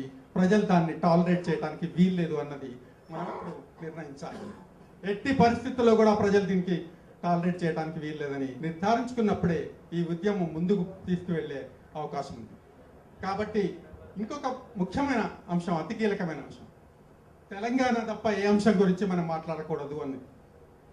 తెలంగాణ తప్ప ఏ అంశం కొరకు మాట్లాడకూడదు అని అనటం వల్లనే 2004 ఎలక్షన్స్లో తెలంగాణ పేరుపై అధికారంలో వచ్చిన పార్టీ కాంగ్రెస్ పార్టీ, తెరాస పార్టీ ఆ తర్వాత అధికారంలో పాల్పంచుకున్నాయి. తెలంగాణ తప్ప ఏ విషయం కాదన్నప్పుడు అధికారంలో మినహాయింపు తీసుకున్నారు, వాళ్ళు ప్రభుత్వంతో పాల్పంచుకున్నారు. అప్పుడే ఈ అప్పటి నుంచి చూసినట్లయితే అనేక ఉద్యోగాలు ఆ తర్వాత ఎన్నో పోయాయి. జలయజ్ఞం ప్రాజెక్ట్ అప్పుడే వచ్చింది. అనేక తెలంగాణ వ్యతిరేక ప్రాజెక్టులన్నీ ఆ బడ్జెట్లలో ఆమోదించడం జరిగింది. ఈ విధంగా మళ్ళీ ఆ తర్వాత మళ్ళీ ఎన్నికలు వచ్చాయి. కాబట్టి ప్రజలను ప్రతి రాజకీయ పార్టీ కూడా ఓటర్లుగా మాత్రమే చూస్తుంది, ఇంక్లూడింగ్ తెలంగాణ కొరకు పుట్టిన రాజకీయ పార్టీ కూడా. కాబట్టి మీరు ఓటర్లు మాత్రమే మళ్ళీ మళ్ళీ తెలంగాణకు ఓటేస్తూ ఉండండి అని చెప్తూ ఉద్యమాన్ని మీరు నడిపించి మీరే నాయకత్వం వహించినట్లయితే రాజకీయ పార్టీ యొక్క పునాదులు కదులుతాయి. కాబట్టి మీరు ఓటర్లుగా మాత్రమే గుర్తుంచుకోవడానికి మనకి మళ్ళీ మళ్ళీ గుర్తు చేస్తూ వస్తున్నాయి. కాబట్టి దీన్ని మనం అర్థం చేసుకోవడానికి ప్రయత్నం చేయాలి. రాజకీయ పార్టీల నైజాన్ని అర్థం చేసుకోవడానికి ప్రయత్నం చేయాలి. రాజకీయ పార్టీలు చేసే మోసాలను కట్టిపెట్టి రాజకీయ పార్టీలకు అతీతంగా ఉద్యమాన్ని ముందుకు తీసుకోవాలి.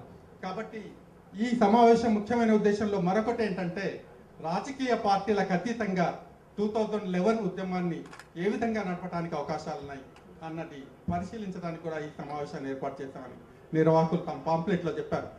కాబట్టి ఇప్పుడు మనం ఆలోచించుకోవాల్సింది ఏంటంటే, 2011లో రాజకీయ పార్టీలకు అతీతంగా రాజకీయ పార్టీ నాయకులు పూర్తిగా దూరం పెట్టి వాళ్లపైన కూడా ప్రెషర్ బిల్డప్ చేయడానికి ఉద్యమాన్ని తీవ్రతరం చేయాల్సిన అవసరం ఉంది. ఎలాగూ విద్యార్థులు, అదేవిధంగా ఉద్యోగస్తులు, లాయర్లు అన్ని స్థాయిలలో పూర్తి ఉద్యమాన్ని నడుపుతూ ఉన్నారు నిరంతరంగా. కాబట్టి ప్రజలు పూర్తి స్థాయిలో గ్రామాన ఉద్యమాలు నడుపుతూనే ఉన్నారు. కాబట్టి వాళ్లకు ఒక డైరెక్షన్ ఇవ్వాల్సిన అవసరం ఉంది. వాళ్లకు ఇప్పుడున్న పరిస్థితులను విడమర్చి చెప్పాల్సిన అవసరం ఉంది. వాళ్లను 2011లో శాంతియుతంగా ఉద్యమాన్ని ఎలా నడిపించాలి, ఎలా ముందుకు తీసుకుపోవాలి అన్న విషయంలో స్పష్టత తీసుకురావాల్సిన అవసరం ఉంది. కాబట్టి తెలంగాణ ప్రాంతానికి నష్టం జరగకుండా తెలంగాణ ప్రాంత వనరుల దోపిడీ నిరాటకంగా ఒకవైపు కొనసాగుతూనే ఉంది. ఆ దోపిడీని ఒకవైపు అరికడుతూనే ఉద్యమాన్ని ప్రజల్లోంచి ముందుకు తీసుకువెళ్లాల్సిన అవసరం ఉందని నేను భావిస్తున్నాను. కాబట్టి 2011 జనవరి నుంచి శ్రీకృష్ణ కమిటీ ద్వారా తెలంగాణ రాదు. కాబట్టి శ్రీకృష్ణ కమిటీతో సంబంధం లేకుండానే రాజకీయ పార్టీలను ఉద్దేశించి మనం అప్పీల్ చేయాల్సింది ఏంటంటే, ఏ రాజకీయ పార్టీ అయినా తెలంగాణ స్పష్టంగా కోరుతున్నట్లయితే మీరు ప్రజలతో కలిసి ఉద్యమంలోకి రండి. లేదా మీరు ప్రజా వ్యతిరేకులని ఈ సదస్సు తీర్మానించాలని కోరుకుంటున్నాను. రెండవది, అన్ని ఉద్యమ సంస్థలు కూడా జనవరి 1 నుంచి ఒక యునైటెడ్గా ఉద్యమాన్ని ముందుకు తీసుకెళ్ళటానికి కనీస ప్రాతిపదికన ఏర్పాటు చేసుకోవాలి. ముఖ్యంగా పొలిటికల్ చేసి ఇందులో లీడ్ తీసుకోవాలని నేను కోరుకుంటున్నాను. ఒకవేళ లీడ్ తీసుకున్నట్లయితే వాళ్ళందరూ కూడా రాజకీయ పార్టీల మాదిరిగానే ఈ ఉద్యమాన్ని తీర్చడానికి ప్రయత్నం చేస్తున్నారు అనుకోవాల్సి వస్తుందని కోరుకుంటున్నాను. కాబట్టి రచయితల మహాసభ ఈ మహాసభ అప్పీల్ చేసేది ఏంటంటే అన్ని ఉద్యమ జేఏసీలు ఒక చోటి కొత్త తాటి కిందకి రావడానికి ఈ డిసెంబర్లో ప్రయత్నం చేయాలి. మూడవది ఏంటంటే తెలంగాణ ఉద్యమాన్ని ముందుకు తీసుకువెళ్ళడానికి, శాంతియుతంగా దీన్ని కొనసాగించడానికి వీలుగా అందరూ సమిష్టి ఉద్యమ కార్యక్రమాన్ని, కనీస కార్యక్రమాన్ని రూపొందించుకొని ఆ ఉద్యమాన్ని ముందుకు తీసుకువెళ్ళి తెలంగాణ సాధించేంత వరకు కూడా మనము వెనక్కి తిరిగి చుట్టూ తెలంగాణ సాధించేంత వరకు ఉద్యమాన్ని కొనసాగించాలని కోరుకుంటూ ఈ 3 అంశాలపైన ఈ సదస్సు పరిశీలిస్తుందని భావిస్తూ ఈ అవకాశం ఇచ్చిన మిత్రులందరికీ కృతజ్ఞతలు చెప్తూ ముగిస్తున్నాను. జై తెలంగాణ, జై తెలంగాణ, జై తెలంగాణ. ఆయుధాలుగా మార్చి అక్షరాల్ని క్షిపణులుగా కూర్చి ప్రజల చేతికి అందిస్తారు. తెలంగాణ రాష్ట్ర శిశువుని కనే పురిటి నొప్పులు పడుతున్న సందర్భంలో ఈ రచయితల సమావేశానికి, జాగ్ సమావేశానికి వచ్చినటువంటి ముఖ్యంగా దూర ప్రాంతాల నుంచి వచ్చినటువంటి పెద్దలందరికీ కృతజ్ఞతలు చెప్తూ ఈనాటి ఈ సమావేశంలో పాల్గొన్న తెలంగాణ పెద్దన్న, ఆనాటి పోరాటంలో ఆయుధం పట్టుకుని పోరాడినటువంటి వ్యక్తి, అక్షరాన్ని ఆయుధంగా మార్చుకున్నటువంటి వ్యక్తి శ్రీ దాశరథి రంగాచార్యులు గారు వయోభారాన్ని కూడా పక్కకు పెట్టి ముసలివాణ్ణి కాను నేను అసలు వాణ్ణి, అందుకున్న ఆకాశపు కొసలవాణ్ణి, పీడితుల్ని వెంటేసుకు మొసలువాణ్ణి అన్నట్టుగా వారు వచ్చి మనకు ఒక ఉద్వేగభరితమైనటువంటి, ఒక ఆత్మీయమైనటువంటి, ఒక ఆలోచన భరితమైనటువంటి చక్కని సందేశాన్ని, ఒక మార్గదర్శకత్వాన్ని అందించినందుకు వారికి మనందరి తరఫున కృతజ్ఞతలు తెలియజేస్తున్నాం. అలాగే ప్రొఫెసర్ హరగోపాల్ గారు కూడా రచయితలకు చాలా అమూల్యమైనటువంటి సలహాలు చేశారు. వారికి తర్వాత మరి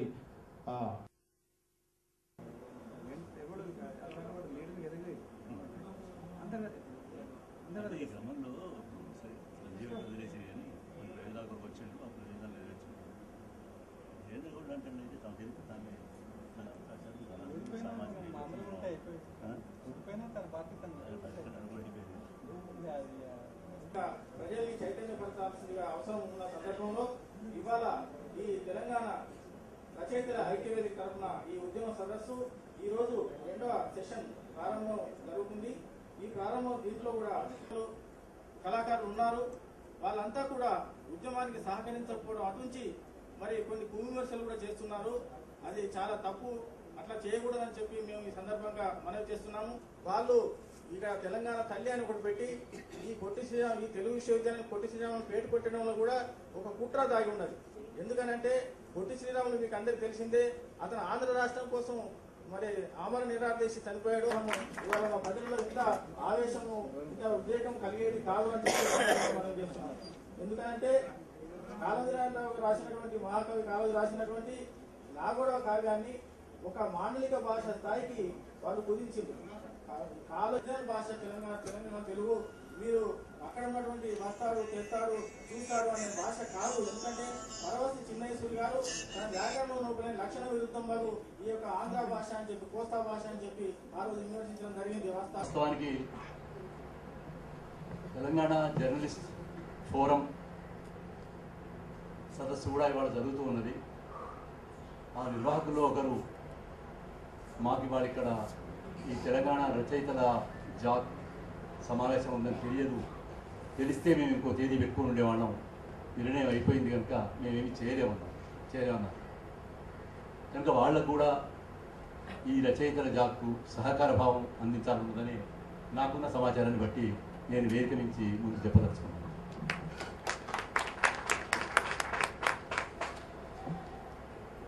రచయితలు, కవులము, కళాకారులము ఇక్కడ సమావేశం అయ్యాం కాబట్టి వాస్తవానికి భవిష్యత్తు చిత్రపటం గురించి మాట్లాడడానికి మనకి ఎక్కువ ఇబ్బంది కాకూడదు.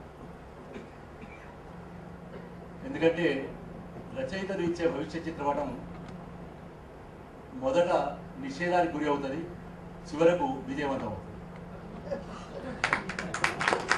లోకేష్ గారు ఎందుకు ఎంచుకున్నాడో తెలియదు కానీ 1986లో నేను భవిష్యత్తు చిత్రపటం అని ఒక కవితా సంకలనం అచ్చు వేశాను. నా పుస్తకం వేసే నాటికే నేను జైల్లో రామనగర్ కుట్ర కేసులో టాడాలో సాలిటరీ కన్ఫైన్మెంట్లో ఉన్నాను. ఉన్నప్పుడే పుస్తకం వచ్చింది. పుస్తకం వచ్చిన కొద్ది రోజులకే నిషేధానికి కూడా పోయింది. నాకు అప్పటికి ఇప్పటికీ విశ్వాసం, రచయిత నిషేధింపబడకుండా ఏమీ సాధించలేడు అని. ఈ విశ్వాసం ఏదో నా వ్యక్తిగతమైన విశ్వాసం కాదు. ఏ తెలంగాణ గురించి అయితే మాట్లాడుతున్నామో ఆ తెలంగాణ మనకిచ్చిన సంప్రదాయం. ప్రపంచ సాహిత్యంలో కూడా ప్రతిపక్షంలో కూర్చోకుండా రచయిత కాలేడు. హిట్లర్ను తిట్టినవాడు మహాకవులు అయ్యారు కానీ హిట్లర్ను పొగిడేవాడు మహాకవి కాలేడు. ఫాసిజాన్ని, నాజిజాన్ని, నియంతృత్వాన్ని, ఆధిక్యతాభావాన్ని వ్యతిరేకించకుండా కవి ఎట్లా కాగలుగుతాడో నా ఊహకందని విషయం. ఇప్పుడే కాదు, ఎప్పుడైనా ఉన్న స్థితి బాగలేదు అనుకోకుండా రచయిత కావడం అసాధ్యమైన పని. కవి కావడం అసాధ్యమైన పని, కళాకారులు కావడం అసాధ్యమైన పని.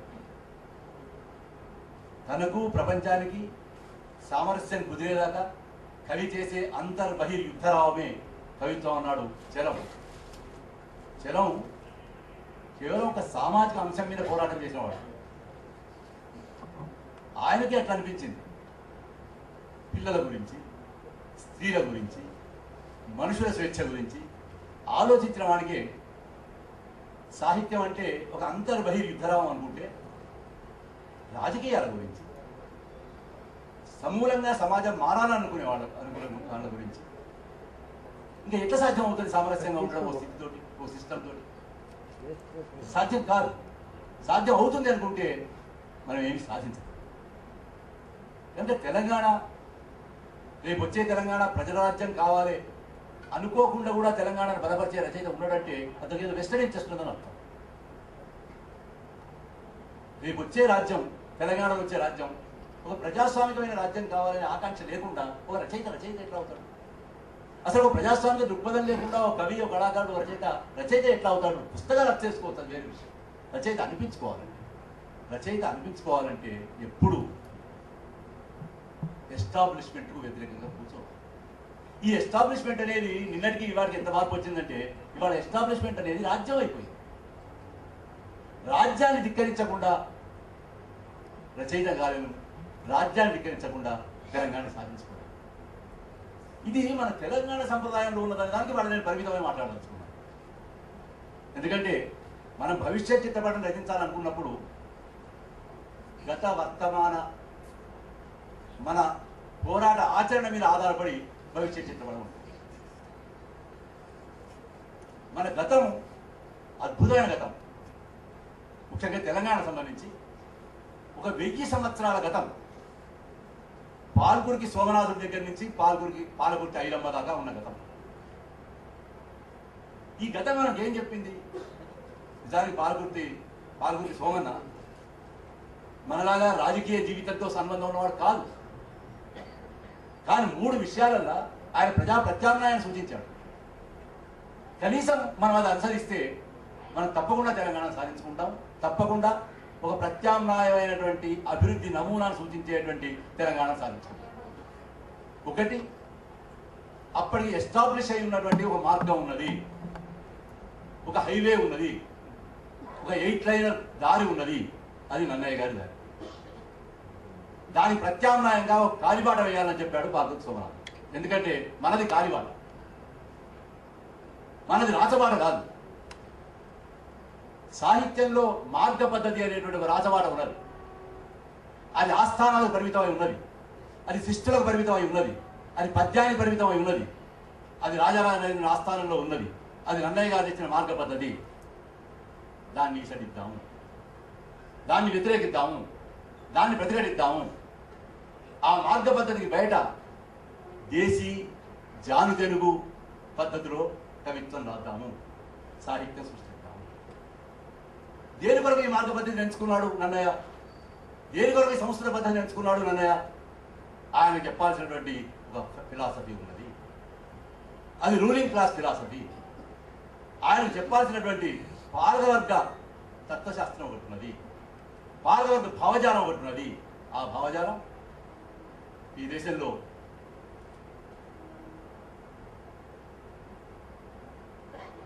వైదిక భావజాలం, మనకి ఇవ్వబడినటువంటి సంస్కృతం ద్వారా ఇవ్వబడినటువంటి వైదిక భావజాలం, పాలకవర్గ భావజాలం.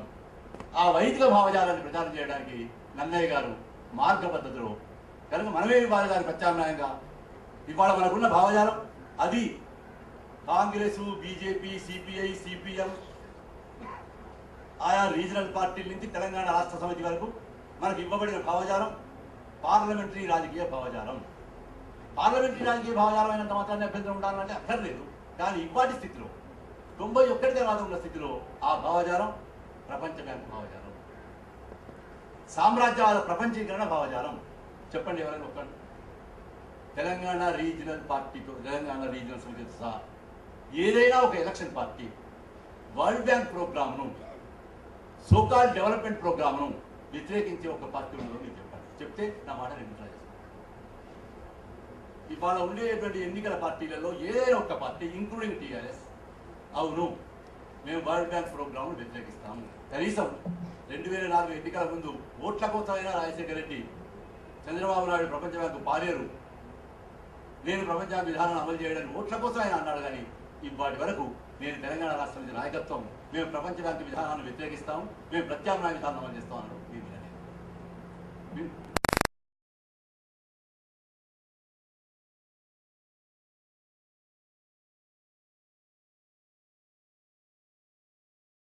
తీసుకొస్తున్న భావజాలం పార్లమెంటరీ ప్రజాస్వామ్య భావజాలం, వరల్డ్ బ్యాంక్ భావజాలం, అభివృద్ధి నమూనా గురించి ఉన్నటువంటి భావజాలం పై నుంచి తెచ్చేటువంటి అభివృద్ధి, గ్రాస్ రూట్స్ నుంచి తెచ్చే అభివృద్ధి భావజాలం కాదు, ప్రత్యామ్నాయ భావజాలం కాదు. మరి బాల్కూరు శోభనాథుడు వైదిక మతానికి వ్యతిరేకంగా వీరశైలాన్ని పెట్టారు.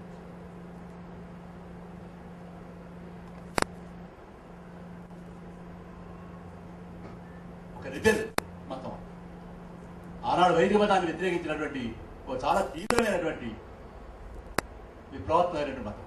ఆ మతాన్ని ప్రచారం ఎందులో ప్రచారం. ఎందుకంటే ఇప్పుడైనా సాహిత్యానికి మీ ఆడియన్స్ ఎవరో డిసైడ్ చేసుకోవాలి. మీ ఆడియన్స్ మీరు చెప్పదలుచుకున్న విషయం ఏమిటో డిసైడ్ చేసుకోవాలి. మీ ఆడియన్స్కు మేము విషయాన్ని చెప్పాలన్నప్పుడు ఆడియన్స్కు ఎట్లా చెప్తే అర్థం అవుతుంది డిసైడ్ చేసుకోవాలి. ఇంతసేపు పాట గురించి మాట్లాడారు కదా, ఎందుకు పాటకు ఒక మౌఖిక కళారూపానికి, ఒక దృశ్య కళారూపానికి అంత ప్రాధాన్యం వచ్చింది? ఎందుకు వచ్చిందంటే వ్యవసాయ దేశాలలో ఎవరైతే ఒక విప్లవాన్ని తీసుకొస్తారో, ఎవరైతే ఒక మార్పును తీసుకొస్తారో, ఆ మార్పు తెప్పే ప్రజానీకం అంతా కూడా చాలా కాలం వరకు కూడా నిరక్షరాస్యులుగానే ఉంటారు. ఎవరి దగ్గరికి విప్లవ సందేశం వెళ్ళాలనో ఆ విప్లవం తెచ్చే విప్లవ కళార్థాలు ఎవరైతే ఉంటారో అంటే భూమి లేదు, వ్యవసాయ కూలి, కార్మికుడు, వీళ్ళంతా దళితులు, ఆదివాసులు, వీళ్ళంతా చదువురాని నిరక్షరాస్యులుగానే ఉంటారు. వాళ్ళ దగ్గరికి మరి విప్లవం తేవలసిన వాడు వాడు, తెలంగాణ దేవలసిన వాడు వాడు, మార్పు దేవలసిన వాడు వాడు. వాళ్ళ దగ్గరికి మార్పు సందేశం ఎట్లా తీసుకుపోతావు? వాళ్ళకి అర్థమయ్యే భాషలో తీసుకుపోవాలి. అది మౌఖిక రూపం, అది దృశ్యకళ. కనుక ఆ ఫామ్ ఎంచుకోవాలి. ఆ ఫామ్ను బాల్కూరు సోమనాథ్ ఎంచుకున్నాడు. ఎంచుకొని ఎక్కడ రాజారావు నరేంద్రుడు సభలో తగ్గాడు తన కావ్యాన్ని చాపకూడు ఏర్పాటు చేసి, మనం కూడా అట్లా ఏర్పాటు చేయడం లేదు, చాపకూడు ఏర్పాటు చేసి బాల్కూరు సోమనాథుడు తన పండితారాజ్య చరిత్రాన్ని ప్రసవపడాలి. అంటే చాలా స్పష్టంగా మనం ఎందుకు గతంలోకి వెళ్ళి గత ఆచరణను చూడాలంటే చాలా స్పష్టంగా 1000 సంవత్సరాల క్రితం మనకు చెప్పవలసిన విషయం ఏమిటి, చెప్పవలసిన పద్ధతి ఏమిటి, చెప్పవలసింది ఎవరికి అనే విషయాన్ని ఒక 1000 సంవత్సరాల క్రితం ఇంకెవరికి లేని అదృష్టాన్ని తెలంగాణ సాహిత్యాల్లో వచ్చిన వాళ్లకు, తెలంగాణ రచయితలకు అందించిన వాడు బాల్కూరు సోమనాథ్. కనుక మీరు విప్లవాలు చేస్తారా, మరొకటి చేస్తారా అనే విషయం పక్కన పెట్టి మీరు తెలంగాణ ఏదలుచుకుంటే, తెలంగాణలో ఇవాళ ఉండేటువంటి ఎస్టాబ్లిష్మెంట్ వ్యతిరేకంగా శాసన రంగాచార్య ఆకాంక్ష నెరవేర్చుకుంటే, ఇప్పుడున్న రాజకీయాలకు భిన్నంగా ప్రజా తెలంగాణ ఏదలుచుకుంటే మన ముందర ఒక స్పష్టమైనటువంటి మార్గాన్ని భాష, విషయము, ఎవరి దగ్గరికి వెళ్ళాల్సి ఉన్నది, మనం ఎవరు తేవాల్సి ఉన్నదా తెలంగాణ అనే వాళ్ళ విషయంలో మనకు మార్గాన్ని పాల్గొని సోమని వేసింది. 1000 సంవత్సరాల క్రితం వేసింది.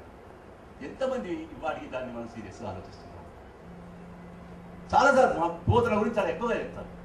నిజానికి ఇంత పెనుమార్పుకు సిద్ధం లేని కవులు కళాకారులైనా ఒక విషయం ఆలోచించండి మీరు. ఆయనకు రాజరికం పట్ల వ్యతిరేకం లేదు పోతలకు, విష్ణువు పట్ల వ్యతిరేకత లేదు, ఆయన దైవం పట్ల వ్యతిరేకత లేదు. కనీసం పోయేట్గా తన ఛాయిస్ తాను ఎక్సర్సైజ్ చేయాలనుకున్నాడు. కవిగా తనకు ఎన్నుకునే పద్ధతి ఉండాలనుకున్నాడు. కనీసం మనం అట్లాగే అనుకున్నాం. నాకు ఇష్టమైన రాజుకు అంకితం ఇస్తానే అన్నాడు. సింగభూపాలకి కూడా ఇష్టం లేదు, నేను ఇవ్వనన్నాడు. పెద్దగా సాధించేది పోతల నిజానికి ఒక పాల్గొని సోమనాథుడు లాగానో, ఇంకో తర్వాత దాశరథి కృష్ణమాచార్య లాగానో ఒక పెద్ద మార్పు, ఒక పెద్ద రాజుని వ్యతిరేకించిన వాడు కాదు. కవికి తన ఇష్టానిష్టాల ఛాయిస్ అయినా ఉండాలి కదా.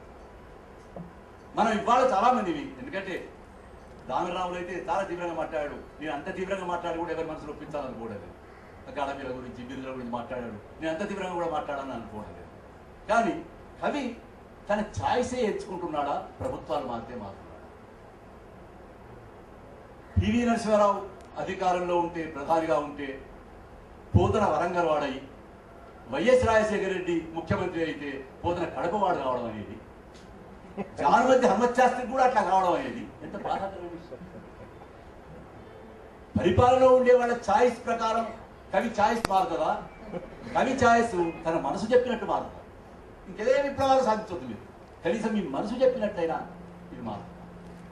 మీ ఇరుగు పొరుగులు, మీ పరిసరాలు చెప్పినట్టయినా, మీ ఇష్టపూర్తిగా చేసే పనికైనా మీరు సిద్ధపడ్డారా లేదా?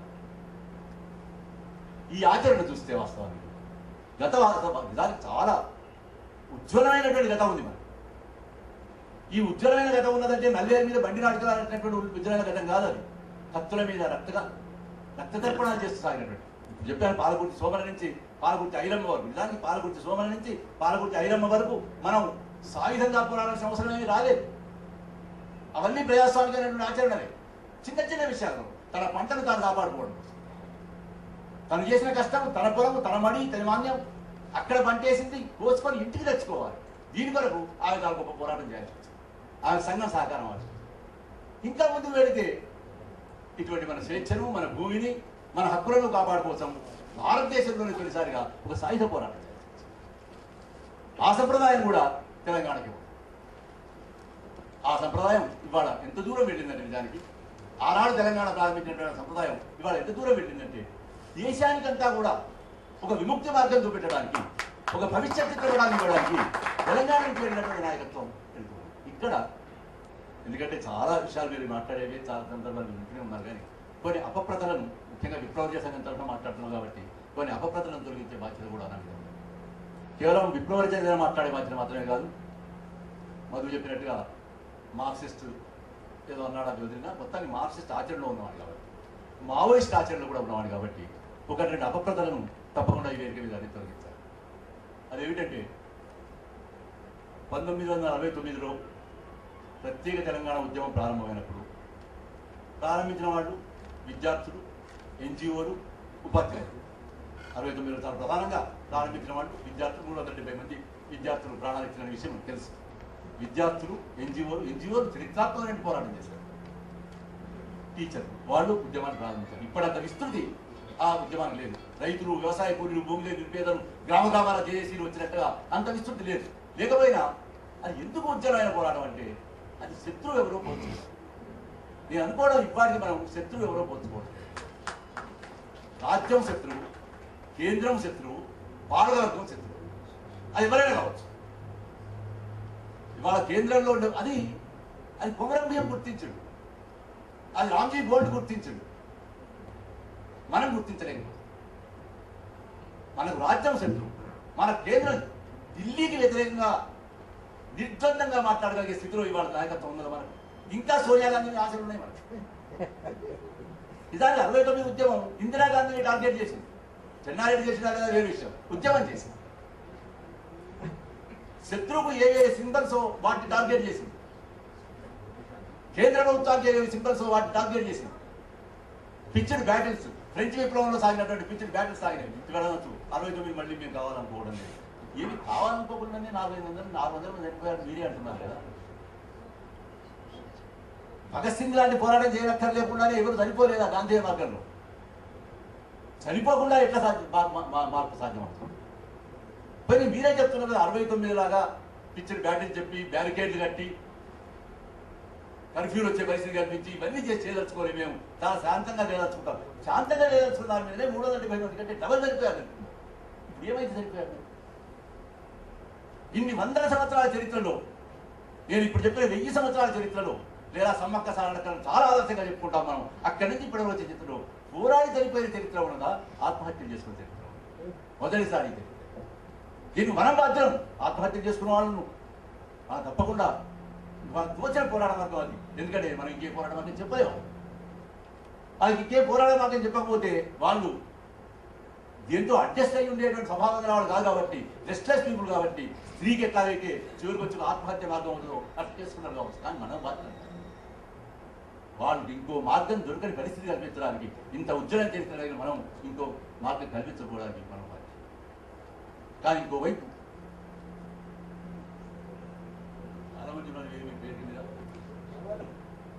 అట్లా ఉద్యమం ప్రారంభమైనప్పుడు శ్రీకాకుళ పోరాటానికి నాయకత్వం వహిస్తూ తెలంగాణలో నాయకత్వం వహిస్తున్న వాళ్ళు శ్రీకాకుళ సంఘీభావ కమిటీ పేరుతో ప్రత్యేక తెలంగాణ ఉద్యమాన్ని బలపరుస్తూ కరపత్రం తెచ్చారు. ఆ కరపత్రం తెచ్చిన వాళ్ళు కొండపల్లి సీతారామయ్య, కొల్లా వెంకయ్య. శ్రీకాకుళం వీళ్ళిద్దరూ ఆంధ్ర ప్రాంతం వాళ్ళు. ఎందుకంటే చివరకు మన బుద్ధిజీవులలో కూడా ఎటువంటి డివిజన్ వచ్చిందంటే ఆంధ్ర తెలంగాణ. ఆంధ్ర అంతా అన్యాయం చేసేవాళ్ళు, తెలంగాణ అంతా అన్యాయం గురయ్యారు. ఈ డివిజన్ చాలా అర్థరహితమైన డివిజన్. ఇవాళ ఆంధ్ర పాలకులు ముఖ్యమంత్రులు మారిన కొద్దీ తెలంగాణ వాళ్ళు పెట్టి ఆ మంత్రివర్గాలను చేస్తున్నారు. వాళ్ళు మోచేతికి అంది నీళ్ళు తాగుతున్నారు. కానీ వాళ్ళు తెలంగాణను పుట్టినందుకు మనకు సర్టిఫికెట్ ఇస్తాం. ఆ పద్ధతి వల్ల ఇంకొక నష్టం కూడా ఏమవుతున్నారు? మనం ఒక 2.5 జిల్లాల 2.5 కులాల సంపన్న వర్గాలు చేసే దోపిడీకి ఇచ్చి 23 జిల్లాల పేదలను దోపిడీకి గురి అవుతున్న వాళ్ళను కలుపుకొచ్చే విషయంలో విఫలమైపోతున్నారు. అక్కడ దోపిడీకి గురి అవుతున్న వాళ్ళు ఉన్నారు. దళిత బహుజనులు ఉన్నారు, మీరు చూస్తున్నారు. కౌరవ రచయితలే మొత్తం కోస్తా ప్రాంతం అంతా ఉండేటువంటి కౌరవ రచయితలు ప్రత్యేక తెలంగాణకు హృదయపూర్వకమైనటువంటి అభినందనలు చెప్తూ కవితా సంకలనం తెచ్చారు. కావడి గుండెలు అనే పేరుతో కవితా సంకలనం తెచ్చారు. ఎందుకంటే అక్కడ దళిత బహుజనులకు అక్కడ కారంచేళ్లు చదువుతున్నవి, అక్కడ చుండూరు జరుగుతుంది. వాళ్ళకి ఇక్కడ రాజ్యాధికారం లేదు. ఈ రాజ్యాధికారాన్ని అంతా కొల్లగొట్టినటువంటి ఒక కాంప్రడార్ సెక్షన్, ఒక దళారీ వర్గం 2.5 జిల్లాల కాళోజీ చెప్పాడు. అది 2.5 జిల్లాల 2.5 కులాల సంపన్న వర్గం ఈ వేళ్ల మీద లెక్క పెట్టాలి. వాళ్ళు మొత్తం 23 జిల్లాలో ఉండేటువంటి కష్టపడే ప్రజలను, దోపిడీకి గురి అవుతున్న ప్రజలను దోపిడీకి చూస్తున్నారు. వాళ్ళకు ఉండే అవకాశం వల్ల 150 సంవత్సరాల ప్రాజెక్టు రావడంలో వచ్చినటువంటి సర్ప్లస్ వల్ల, అదనం వల్ల వాళ్ళు సామ్రాజ్యవాదానికి మంచి దళారులు కాగలిగారు. ఆ దళారులు ఆనాటి నుంచి ఈనాటి వరకు 150 ఏళ్లుగా మనందరినీ దోచుకుంటూనే ఉన్నారు. తెలంగాణను దోచుకుంటూనే ఉన్నారు. ఒక ప్రాంతంగా ఒక అభివృద్ధి నమూనా వచ్చేటువంటి 2 విభజనల వల్ల మనం దోచుకుంటున్నారు, తమ ప్రజలను కూడా దోచుకుంటున్నారు. అక్కడి ప్రజలను మనం కూడా కూడగట్టి ఈ 2.5 జిల్లాల 2.5 కులాల మీద పోరాటం చేయడం సులభమైంది. కేవలం ఆంధ్ర తెలంగాణ పద్ధతుల్లో కాకుండా దోపిడీ గురి అవుతున్న వాళ్ళ పద్ధతిలో ఆలోచించుంటే, దోపిడీ గురి అయ్యే వాళ్ళలో కులం ఎట్లుంటుందో ప్రాంతం అట్లాగే ఉంటుంది. తెలంగాణ ప్రాంతం అట్లాగే. ఈ తెలంగాణ ప్రాంతానికి ఆ ప్రాంతాలలో దోపిడీ గురి అవుతున్నటువంటి కులాలను వర్గాలను కూడా కలుపుకుంటే మనకు చాలా బలమైన ఉద్యమం అయింది. సరే, మొట్టమొదటి కరపత్రం నిజానికి ఆ కరపత్రం వచ్చి తర్వాత ప్రత్యేక తెలంగాణ ఉద్యమాన్ని బలపరచాలని నిర్ణయం తీసుకున్నవాడిని. అంతవరకు లేకుంటే ఓ శ్రీశ్రీ వలనో ఆరుద్ర వలనో సమైక్య గీతాలు సృజనలో కూడా ఆరుద్ర రాసిన సమైక్య గీతాన్ని అచ్చేసిన వాడిని నేను. కానీ విప్లవోద్యమం కూడా, ముఖ్యంగా శ్రీకాకుళోద్యమం కూడా ప్రత్యేక తెలంగాణ ఉద్యమాన్ని బలపరుస్తుంది. అయితే బలపరచడానికి వాళ్ళకున్న అవగాహన, ఇవాటికి మా అవగాహన అదే. అసమ అభివృద్ధి సామ్రాజ్యవాద స్వభావం. కోస్తా ప్రాంతానికి తెలంగాణ ప్రాంతానికి మధ్యన అసమాభివృద్ధి జరిగింది. కోస్తా ప్రాంతానికి ఉత్తర ఆంధ్రకు మధ్యన అసమాభివృద్ధి జరిగింది. కోస్తా ప్రాంతానికి పలనాడుకు మధ్యన అసమాభివృద్ధి జరిగింది. కోస్తా ప్రాంతానికి రాయలసీమ మధ్యన అసమాభివృద్ధి జరిగింది. ఈ అసమాభివృద్ధితో పాటు తెలంగాణలో ఒక చారిత్రకమైన కారణం ఉన్నది. తెలంగాణ ప్రత్యేకంగా ఉండాలనే కారణం, దీనికి పెద్ద చరిత్ర ఉంది. ఈ చరిత్ర వల్ల ఒక రాజకీయంగా కూడా వాళ్ళ ఒక అడ్మినిస్ట్రేటివ్ యూనిట్ కావాలని కోరుతున్నారు. అసమ అభివృద్ధి సామ్రాజ్యాల స్వభావం కనుక ఈ అభివృద్ధి ఏదో మనం సరి చేస్తే సరిపోతుందని అనుకోనక్కర్లేదు. బ్రిటిష్ ఇండియాలో ఉండేటువంటి ఆంధ్ర ప్రాంతానికి, ఫ్యూడల్ పరిపాలనలో ఉండేటువంటి నైజాం ప్రాంతానికి అసమ అభివృద్ధి జరిగింది. అసమ అభివృద్ధి రాజకీయ ఆర్థిక రంగంలో జరిగితే భాషలో, సాహిత్యంలో, సంస్కృతిలో అన్నింటిలో ప్రతిఫలిస్తుంది. కనుక దీన్ని కూర్చలేవు. సామ్రాజ్యవాదాల వ్యతిరేక పోరాటం చేసే తప్ప దీన్ని కూర్చలేవు. ఆ నేపథ్యం నుంచి ప్రత్యేక తెలంగాణ ఉద్యమం వచ్చింది. ఇది ఒక ప్రజాస్వామిక ఉద్యమం. దీన్ని బలపరచాలి. ఈ బలపరచాలని ప్రభాకర్ రెడ్డి పేరుతో మొట్టమొదటి సిద్ధాంత వ్యాసం ప్రత్యేక తెలంగాణను బలపరుస్తూ ఎక్కడి నుంచి వచ్చిందంటే ప్రభాకర్ రెడ్డి గారితో కొండవేలి సీతారామయ్య రాసిన ఆయన వరంగల్లో ఉన్నాడు. తన కళ్ళతో చూశాడు అక్కడ అసమాభివృద్ధి ఏమిటో, తెలంగాణ జరుగుతున్న అన్యాయం ఏమిటో చూశాడు. అట్లా కనుక కమ్యూనిస్టులు తెలంగాణను బలపరచడం లేదని మనం జనరల్ టర్మ్స్లో ఏదైతే మాట్లాడదాం అది సరైనది కాదు. కమ్యూనిస్ట్ పార్టీలు ఉండొచ్చు బలపరచండి. కమ్యూనిస్టులు తెలంగాణ ప్రత్యేక తెలంగాణ ఉద్యమాన్ని బలపరచడం లేరు. అట్లా దాంట్లో కమ్యూనిస్ట్ కాదు, మార్క్సిస్ట్ కాదు. ఎందుకంటే అసమ అభివృద్ధి అనేది సామ్రాజ్యవాద స్వభావాన్ని గ్రహించినటువంటి వాడు. ఒక న్యాయమైనటువంటి అగ్రకుల వ్యతిరేక పోరాటాన్ని కానీ, ఒక న్యాయమైనటువంటి అభివృద్ధి చెంది అభివృద్ధిని అణిచివేస్తున్నటువంటి ప్రాంతంతో కానీ వ్యతిరేకించకుండా ఉండలేడు. అట్లాగే విప్లవ సంఘం గురించి కూడా నిజానికి 69 నాటికి విప్లవ సంఘం ఏర్పడలేదు. కానీ నిజానికి వరంగల్లో అట్లూరు రంగారావు గారు, నేను, మేమంతా వరంగల్లో ఉండేవాళ్ళం. విప్లవం ఏర్పడుతుంది. అట్లూరు రంగారావు గారు కృష్ణా జిల్లా ప్రాంతం నుంచి వచ్చినవాడు, తెలంగాణ సాయుధంగా పాల్గొన్నవాడు. మొట్టమొదటి ప్రత్యేక తెలంగాణ ఉద్యమాన్ని బలపరుస్తూ తెలుగు వెలుగు పత్రికలు రాసినవాడు అట్లూరు రంగారావు.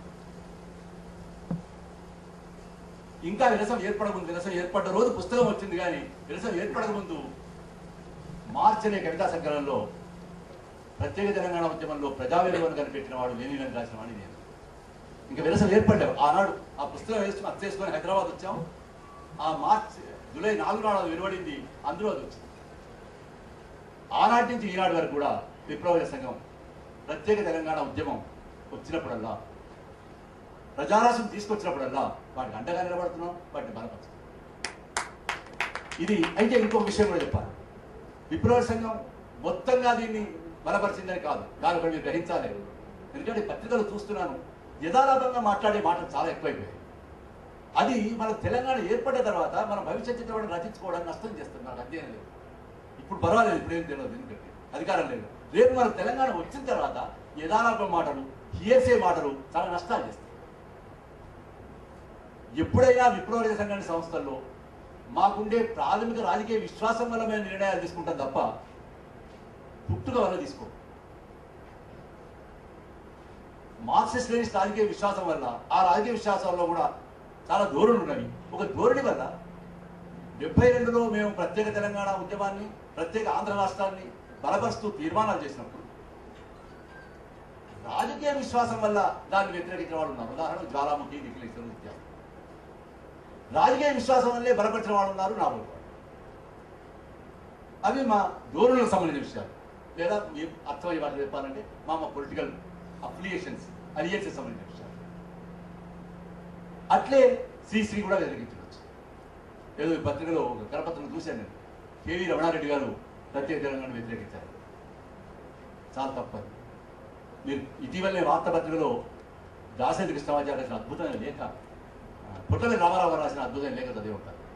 అభ్యుదయ పత్రిక గురించి రామారావు గారు రాశారు వ్యాసం. ఎట్లా కోస్తా జిల్లా రచయితలు తెలంగాణ పట్ల, తెలంగాణ సాహిత్య ప్రక్రియ పట్ల చిన్న చూపు చూస్తున్నారో ఒక లేఖ రాశారు. ఆ లేఖను సమర్థిస్తూ కేవీ రమణారెడ్డి గారు అదే అభ్యుదయకు, ఆయన అభ్యుదయ సంపాదకర్తల్లో ఒకటి అభ్యుదయకు కేవీ రమణారెడ్డి గారు లేఖ రాశారు. ఇటీవలనే వార్తాపత్రికలు వచ్చాయి. తెలంగాణ రచయితల పట్ల, తెలంగాణ సాహిత్యం పట్ల ఆంధ్ర ప్రాంతంలో ఉండేటువంటి రచయితలకు, సరైన మార్క్సిస్ట్ అవగాహన లేని రచయితలకు చిన్న చూపు ఉన్నదనేటువంటి విషయాన్ని గ్రహించిన తొట్టతొలి రచయితలలో రమణారెడ్డి గారు. 72లో అయితే అప్పటి వరకు కమ్యూనిస్ట్ పార్టీకి ఉండేటువంటి అవగాహన వల్ల, ఎంఎన్ భావజాలం రాకముందు అందరూ సమైక్యత బలపరిచిందంటే అది చాలాసార్లు మనం మాట్లాడుకున్నట్టుగా మా తరమంతా విశాలాంధ్రలో ప్రజారాజ్యం వస్తుందని కలగనంత. అది శ్రీశ్రీ కావచ్చు, అది కాళోజీ కావచ్చు, అది దాశరథి కావచ్చు, అది నారాయణ రెడ్డి కావచ్చు, అది నేను కావచ్చు. కానీ ఇట్లా అవునని ఎవరన్నారు అని కాళోజీ అనుకున్నట్టుగానే ఇట్లా అవునని ఎవరు అనుకున్నారు అని నేను అనుకున్నాను. కానీ ఇవాళ నేను 64లో నెహ్రూను బలపరిచిందని బలపరచలేదు అని చెప్పడం, నేను పుట్టలనే కమ్యూనిస్ట్గా పుట్టినని చెప్పడం అనేది అబద్ధం చెప్పడం ఉంటుంది. అయితే 64లో నెహ్రూ గురించి కవిత్వం రాసిన వాడిని 67లో నాకు భ్రమలు పోయి అంత దుర్మార్గుడిని అర్థం చేసుకున్నారని కూడా నేను చెప్పాలి. విశాలాంధ్ర కావాలని శ్రీ కాళోజీలు ఆకార నరసింహ గుళ్ళోకి రాళ్ళు విసురుతుంటే తప్పించుకొని టాంగాలు పోయి విశాలాంధ్ర తీర్మానం చేశారు. అదే కాళోజీ 69లో నేను తెలంగాణ రాష్ట్రాన్ని పాటిస్తున్నానని పోతే మైదానంలో జెండా ఎగరేశాడు. ఎందువల్ల ఈ ట్రౌలని ఎవరు అనుకున్నారు అని. అందువల్ల అంటే ఈ ట్రౌలని ఎవరు అనుకున్నారు అనేది, ఈ ట్రౌలని ఎవరు అనుకున్నారు అనేది సామాన్య ప్రజలు కావచ్చు. ఈ ట్రౌతే ఈ ట్రౌతుంది, ఇట్లా అయ్యే పరిస్థితులే వచ్చినవి. ఇట్లా అయ్యే పరిస్థితులు ఎందుకు వచ్చినాయి అంటే సామ్రాజ్యవాదాన్ని ఊడిగం చేసే దళాలు పరిపాలన వచ్చింది కాబట్టి ఇది ఇట్లాగే అవుతుంది కనుక దీన్ని ప్రతిఘటించాలి అని స్పష్టమైన నిర్ణయం. అంటే 72 తర్వాత ఇంకా 72 తీర్మానం చేశాం. 72 తర్వాత ఇవాళ వరకు విప్లవ సంఘంగా ప్రత్యేక తెలంగాణ ఉద్యమాన్ని సంఘంగానే బలపరుస్తుంది. ఇందులో వాళ్ళు ఉండేటువంటి రాజకీయ విశ్వాసాల యొక్క ప్రాధాన్యాల వల్ల అంటే ఇంకా ఫస్ట్ చెప్పండి తరగతి నాగిరెడ్డి గారు రాజకీయాలు అనుసరించిన వల్ల, దేవుడిపల్లి వెంకటేశ్వరరావు గారు రాజకీయాలు అనుసరించిన వల్ల, ఆయా కారణాల వల్ల ఆ ప్రాథమిక రాజకీయ విశ్వాసం వల్ల ప్రత్యేక తెలంగాణ బలపరచకపోవచ్చు. కానీ విప్లవ సంఘంగా మాత్రం ప్రత్యేక తెలంగాణ బలపరుస్తుంది. దానికి కారణం ఉదయం దాసి రంగాచార్య చెప్పినట్టు ఆయన ప్రజా తెలంగాణ అన్నాడు, మేము ప్రజాస్వామిక తెలంగాణ అంతే లేదు.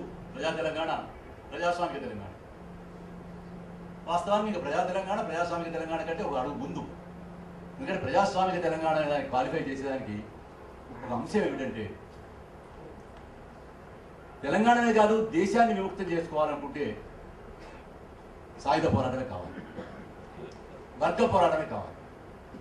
కానీ తెలంగాణ రాష్ట్రం అనేటువంటి ఒక పరిపాలనా విభాగం ఏర్పడడానికి పార్లమెంట్లో బిల్లు పెట్టాలి కాబట్టి తెలంగాణను స్పెషల్ గెరిల్లా జోన్గా ప్రకటించినటువంటి పీపుల్స్ వార్ పార్టీయే ప్రత్యేక తెలంగాణ కొరకు సాయుధ పోరాటం చేయాలని చెప్పదు.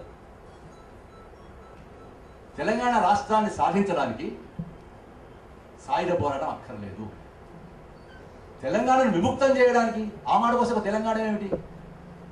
ఇవాళ బస్తర్ను విముక్తం చేయడానికి, ఛత్తీస్గఢ్ విముక్తం చేయడానికి, లాల్గఢ్ విముక్తం చేయడానికి, దేశాన్ని మొత్తంగా విముక్తం చేయడానికి అది ఎంచుకోవచ్చు. అది ఎంచుకున్నది దాని కొరకు ఒక పీపుల్స్ లిబరేషన్ గెరిల్లా ఆర్మీ తయారు చేసింది. ఈ నెల రోజులంతా దాని ఏర్పడ్డ ఉత్సవాలు చేసుకుంటున్నది. అది దేశాన్ని విముక్తం చేసే మార్గం గెలుస్తుందా ఓటున్న తర్వాత కానీ ఒక మార్గాన్ని ఎంచుకుంది. కానీ అవే రాజకీయాలు తెలంగాణ కొరకు ఇది అటువంటి పోరాట రూపం అక్కర్లేకుండానే ప్రజాస్వామికంగానే సాధ్యం అవుతుంది. ప్రజాస్వామికంగా అంటే ఏ సెన్స్లో అంటే మనం మామూలుగా వాడుకున్నటువంటి పార్లమెంటరీ రాజకీయాల సెన్స్లో ఎన్నికల ద్వారా అని కాదు, రకరకాల ప్రజా ఉద్యమాల ద్వారా, రాజ్యాంగాన్ని అనుమతించేటువంటి రకరకాల ఉద్యమాల ద్వారా, రాజ్యాంగం మిలిటెంట్ ఉద్యమాన్ని కూడా అనుమతించాలి. గాంధీజీ గారు శాసనోల్లంఘన చెప్పారు, సహాయ నిరాకరణ చెప్పారు, పన్నుల ఎగవేత చెప్పాడు. ఇవన్నీ పోరాట రూపాలు. నేను ఉస్మానియా యూనివర్సిటీలో ఇవాళ మిలిటెంట్ పోరాటాలు చేయాల్సిన అవసరం అని చెప్తే చాలా మంది నా నేపథ్యాన్ని బట్టి నేనేమో చెప్తున్నాను అనుకున్నారు. గాంధీజీ శాసనోల్లంఘన ఎందుకు చెప్పాడు? గాంధీజీ సహాయ నిరాకరణ ఎందుకు చెప్పాడు? గాంధీజీ జయప్రకాష్ నారాయణ ఇద్దరు కూడా సైన్యాన్ని పోలీసులు కూడా తిరుగుబాటు చేయాలని ఎందుకు చెప్పారు? చెప్పారా లేదా? అంటే ఇవన్నీ ఎందుకు చెప్పారంటే ప్రజలు తమకుండేటువంటి ప్రాథమిక హక్కులను, భావ ప్రకటన స్వేచ్ఛను, సంఘం పెట్టుకునే స్వేచ్ఛను, విశ్వాసం కలిగి ఉండేటువంటి స్వేచ్ఛను, కొన్ని వందల వేల సంవత్సరాల పోరాటం ద్వారా సాధించుకున్నటువంటి స్వేచ్ఛను రాజ్యాంగంలో పొందుపరిచారు. అవి రాజ్యాంగం ఇచ్చినందువల్ల మనకు వచ్చినాయి కాదు, మనం రాసుకున్నందువల్ల రాజ్యాంగం వచ్చింది. పార్లమెంట్లో కానీ అసెంబ్లీలో కానీ ఏదైనా ఒక మంచి శాసనం అవుతున్నది అని అంటే బయట తీవ్రమైన ప్రజా ఉద్యమాల ఒత్తిడి లేకుండా కావడం లేదు. ఇంకొక అర్థంలో ఫోర్స్ ఇది మిడ్ వైఫ్ ఫర్ రెవల్యూషన్ అని మార్క్స్ చెప్పింది అదే. ఫోర్స్ అంటే నెసెసరీ, తప్పకుండా అది సాయుధ పోరాటానికి కానక్కర్లేదు. ఒత్తిడి, ఫోర్స్, ప్రజలకుండే ఒత్తిడి, ప్రవాహానికి ఉండే ఒత్తిడి, చాలా ఒత్తిడిగా మత్తడి పడతారు. ఈ ప్రజలకుండే ఒత్తిడి బయట ఉండేటువంటి ఉద్యమాల నిర్మాణాన్ని, ఈ నిర్మాణమే చాలా గొప్ప గొప్ప విషయాలలో అట్లా కాకపోతే నిజానికి ఎన్నడూ మీకు పార్లమెంట్లో మెజారిటీని బట్టి బిల్లు కాదు. దేశంలో ఆదివాసులు ఎంతమంది ఉన్నారు? 15% ఉన్నారు. అంటే 75% మంది ఆదివాసులు కాదు. మరి పార్లమెంట్లోనూ అసెంబ్లీలో వాళ్ళకి అనుకూలమైనటువంటి తీర్మానం ఈ మెజారిటీ వాళ్ళే ఎట్లా చేస్తారు? బయట ప్రజా ఉద్యమాల ప్రజాస్వామిక శక్తులు ఒత్తిడి లేకుండా 170 చట్టం వచ్చిందంటే ఒక శ్రీకాకుళం పోరాటం వల్ల వచ్చింది. జాగీర్దారీ జమీందారీ ఉద్యమం రద్దయింది అంటే ఒక తెలంగాణ సాయుధ పోరాటం వల్ల రద్దయింది. ఇవాళ పేసా లాంటి చట్టం ఆదివాసులకు వచ్చింది అంటే దేశవ్యాప్తంగా జరుగుతున్న ఆదివాసుల పోరాటాల వల్ల వచ్చినాయి. ఏమి పార్లమెంట్ అసెంబ్లీల వల్ల రాలేదు. చట్టం అసెంబ్లీలో శాసన పార్లమెంట్లో అవుతుంది కావచ్చు, కానీ చట్టం రావడానికి ఒత్తిడి ఎక్కడి నుంచి వస్తుంది? ప్రజా ఉద్యమాల నుంచి వస్తుంది. ఆ తేడా చూడలేవు. పార్లమెంట్లో బిల్లు రావాలంటే పార్లమెంట్ మనం ఎంత చేస్తే మెజారిటీ అయిందండి తెలంగాణ. గుర్తు చేయదలుచుకున్న విషయం కూడా ఏంటంటే విద్యార్థులు 23-24 ఏళ్ల విద్యార్థులు లీగా నియంతృత్వం పోవాలి అని ఫ్రాన్స్లో ఒక ఉద్యమాన్ని ప్రారంభిస్తే చాలా అపూర్వమైన ఉద్యమం, మన ప్రత్యేక తెలంగాణ ఉద్యమం వస్తుంది. ఎన్ని గొప్ప సాంస్కృతిక రూపాలు వస్తున్నాయో, ఎన్ని గొప్ప కళారూపాలు వస్తున్నాయో చెప్పడానికి వీళ్ళేమి వస్తుంది. ఇంతగా సాహిత్యం, ఇంతగా కళలు, ఇంతగా సంస్కృతి ఇంకెప్పుడు మేనిఫెస్ట్ కాలేదు. ఇప్పుడు ఎట్లా వస్తున్నాయో అటువంటి ఒక సందర్భంలో అక్కడ విద్యార్థులు మొదలు అందరూ పాల్గొన్నప్పుడు జీన్ పాల్ సార్ట్ర్ అనేటువంటి రైటర్ నోబెల్ ప్రైజ్ వస్తే నిరాకరించిన వాడు, అల్జీరియా అనేటువంటి వలస దేశం మీద ఫ్రాన్స్ దేశం దురాక్రమణ చేస్తే ప్రతిఘటించిన వాడు, 68లో వచ్చినటువంటి ఫ్రెంచ్ విద్యార్థుల ఉద్యమానికి నేను ఈ విద్యార్థుల ఉద్యమంతో ఉన్నాను, నేను వీళ్ళ భావజాలంతో ఏకీభవించిన. ఇంకెంత చెప్పాడంటే మనకు మామూలుగా రూసో వాల్టేర్ గురించి చెప్తాడు, నేను నీ భావాలతో అంగీకరించినప్పటికీ కూడా నీ భావాలు ప్రకటించే స్వేచ్ఛ కొరకు నా ప్రాణాలైనా ఇస్తాననేది చాలా ఫేమస్ వాల్టేర్ కొటేషన్. సార్ట్ర్ కూడా ఒక నలుగురు, ఎందుకంటే ఇప్పుడు మాబోటి వాళ్లకు ఇక్కడ తెలంగాణ ఉద్యమాలలో నిషేధం ఉంది, కానీ సార్ట్ర్ ఒక రచయితగా ఏం వైఖరి తీసుకున్నారో చెప్తాను మీకు. ఒక నలుగురు మావోయిస్టు విద్యార్థులు లే పీపుల్ అని ఒక పత్రిక తెచ్చేవాడు, ప్రజలు అనే పేరుతో ఒక పత్రిక తెచ్చేవాడు. ఫ్రెంచ్ విద్యార్థిని బలపరుస్తూ, ఉద్యమాన్ని బలపరుస్తూ ఆ పత్రికలు పంచుతున్నారు. ఆ నలుగురిని అరెస్ట్ చేశారు. ఇవాళ ఎట్లాగైతే శాఖమూరి రవి అని ఒక వరంగల్ రచయితను చేరియాల్లో అరెస్ట్ చేశారు ఇవాళ అర్లీ మార్నింగ్ అవర్స్లో. ఎందుకు? ఎలిశాల రచ్చవ, నేను ఎలిశాల రచ్చవను ప్రశ్నిస్తున్నాను అని తెలంగాణ మీద ఒక దీర్ఘ కవిత రాసింది. వాస్తవానికి భవిష్యత్ చిత్రపటం ఆ పోయారు. తెలంగాణ వస్తే నాకేమొస్తుంది, ఎలిశాల్లో ఉండేటువంటి దళితులకు ఏమొస్తుంది, ఎలిశాల్లో ఉండేటువంటి భూమి లేని నిరుపేదలకు ఏమొస్తుంది, నిన్నట్లాగానే ఎన్కౌంటర్లు ఉంటాయా, నిన్నట్లాగానే మిస్సింగ్ కేసులు ఉంటాయా, నిన్నట్లాగానే గ్రే హౌండ్స్ వచ్చి అత్యాచారాలు చేస్తారా స్త్రీల మీద, నిన్నట్లాగానే యువకులను పిల్లగాళ్ళను సోర పిల్లగాళ్ళను పట్టుకొని పోతారా, ఇవి అన్ని పోతాయా, కంటి నేను నిద్రపోవచ్చునా, ఇటువంటి ప్రశ్నలు ఎలిశాల రచ్చవాడి. అటువంటి ప్రశ్నలు శాఖమూరి రవి అనేటువంటి ఒక టీచరు, ఒక రైటరు రాసినందుకు ఇవాళ అర్లీ మార్నింగ్ అవర్స్లో పరకాల దగ్గర ఉండేటువంటి చిట్యాల పోలీసులు వచ్చి శాఖమూరి రవి ఎత్తుకుపోయారు. నేను వచ్చేటవరకు కూడా ఏంటంటే ఇంకా వాళ్ళేవి చెప్పలేదు, మేము అరెస్ట్ చేసినట్టు కూడా చెప్పలేదు అన్న. ఏమవుతుందో చెప్పలేదు. ఏమన్నా అయితే తెలంగాణ ఉద్యమం కనుక ఉన్నది కనుక ప్రాణాలు పోకుండా ఉంటాడేమో తప్ప మామూలు రోజులు అయితే ఈ వాటికి ఇంకేమి విని ఉండేవాళ్ళు. అదొకటి థ్యాంక్స్ చెప్పాలి తెలంగాణ ఉద్యమం. తెలంగాణ ఉద్యమం కనీసం ఇంకా ప్రాణాలు పోతాయనే భయం లేనటువంటి కొంత స్పేస్ ఇంకా ఇస్తుంది. వేరు కారణాలు వచ్చినా కొంత స్పేస్ ఇంకా ఉన్నదటువంటి వాళ్ళు ఆయన ఎత్తుకుపోయారు. ఆయన రచయిత, మరి మనవాటి రచయిత. అయితే మనం పోలీసులు ఏం చెప్తారు, ఆయన మావోయిస్ట్ పార్టీ సంబంధాలు ఉన్నందువల్ల ఉన్నాయని అనుమానంతో ఎత్తుకుపోయారు. ఆయన మావోయిస్ట్ పార్టీ సంబంధాలు ఎత్తుకుపోయారంటే మనకెందుకు అని తెలంగాణ వాళ్ళు అనుకుంటే, మరి ఆయన తెలంగాణ గురించి రాసింది కదా, తెలంగాణ గురించి మీరెంత ఆరాటపడ్డాడు, ఆయన ఆరాటపడ్డాడు కదా. పైగా ఆయన తెలంగాణ గురించి ఎలిశాలలో ఉండే లచ్చవతోటి మమేకమే ఆరాటపడ్డాడు. మనం ఇక్కడ కూర్చొని ఆరాటపడుతున్నాం కావచ్చు, తేడా లేదా? మరి ఎవరితో ఐడెంటిఫై కావాలి? ఎలిశాలలో ఉండే లచ్చవతో ఐడెంటిఫై కావాలన్నా, తెలుగు యూనివర్సిటీ వైస్ ఛాన్సలర్తో కావాలన్నా? మరి లచ్చవతో కావాలన్నప్పుడు లచ్చవ గురించి రాసిన ఆయన గురించి మనం పట్టించుకోవాలి కదా. ఇది సమస్య మరి నిజానికి. రేపు వచ్చే సమస్య కూడా మనకైతే వస్తుంది. ఎవరి గురించి మనం బాధపడాల్సి ఉంటుంది? బతుకమ్మ కోసం ప్రాణాలు ఇచ్చిన లక్ష్మీరాజం కోసం బాధపడాల్సి ఉంటుందా? కోటి బతుకమ్మ లాంటిటువంటి కవిత కూడా బాధపడాల్సి ఉంటుందా? మనం ఆలోచించుకోవాలి. నేనైతే లక్ష్మీరాజం గురించి బాధపడాలి. నాకు ఇక ఇప్పుడు ఏం లేదు, ఆమె తీసుకుని ఆమె చేయవలసినంత కమోడిఫికేషన్ చేసింది, చేయవలసినంత సరుకు చేసేసింది బతుకమ్మ, ఇక మనం పట్టించుకోనక్కర్లేదు అనిపిస్తుంది. అంటే నేను ఏ కాంటెస్ట్ చెప్పినట్టే అప్పుడు ఏమన్నాడంటే శాస్త్రు, ఈ నలుగురు పిల్లల భావజాలంతో నాకు ఏకీభావం లేదు. నేనేమో ఎగ్జిస్టెన్షియలిస్ట్, అస్తిత్వవాది, నేను పిల్లలేమో మావోయిస్ట్. కానీ వాళ్ళకు వాళ్ళ భావాలు ప్రకటించుకునేటువంటి స్వేచ్ఛ ఉన్నది కనుక నేను వాళ్ళు అరెస్ట్ చేసి జైల్లో పెట్టారు, వాళ్ళ పత్రిక నేను నిర్వహిస్తాను. నా విశ్వాసాలు వాళ్ళ విశ్వాసాలు ఒకటి కాదు, కానీ వాళ్ళ పత్రిక నేను నిర్వహిస్తాను. ఆయన సహచరి సైమన్ డి బావరి వీధుల్లోకి వచ్చి ఆ పత్రికను పంచడం మొదలుపెట్టారు. అప్పుడు డి గారు అడిగారు, మీరు ఏం చేస్తారండి? సాత్ని అరెస్ట్ చేస్తారంటే సాత్ని అరెస్ట్ చేయడం అంటే ఫ్రాన్స్ని అరెస్ట్ చేయడం. సరే, ఒక షేక్స్పియర్ ఒక సాత్ర పేరు తెచ్చుకున్నారు అంటే ఏ సందర్భంలో చెప్పడానికి వస్తున్నానంటే నిషేధాలు మనమే విధించుకుంటే ఒక పత్రిక రాస్తుంది, ఇక ఇప్పటి నుంచి మావోయిస్ట్ పార్టీ ఇక ప్రేక్షక పాత్ర వహించాలి, లేకుంటే తెలంగాణ ఉద్యమం నష్టం అవుతుంది. అంటే ప్రభుత్వాలు నిషేధాలు పెట్టడానికి ప్రారంభించడం మనం పత్రిక నిషేధాలు పెట్టడానికి చేస్తున్నాం. ఏ పార్టీ అయితే ఓ ప్రజాస్వామిక ప్రత్యేక తెలంగాణ రూపకల్పన చేసిందో, తన కొరకు ప్రాణాలు ఇచ్చిందో, మొట్టమొదలు ప్రత్యేక తెలంగాణ ఉద్యమం కొరకు మొట్టమొదలు జైలు పోయిన వారు ఎవరు సార్?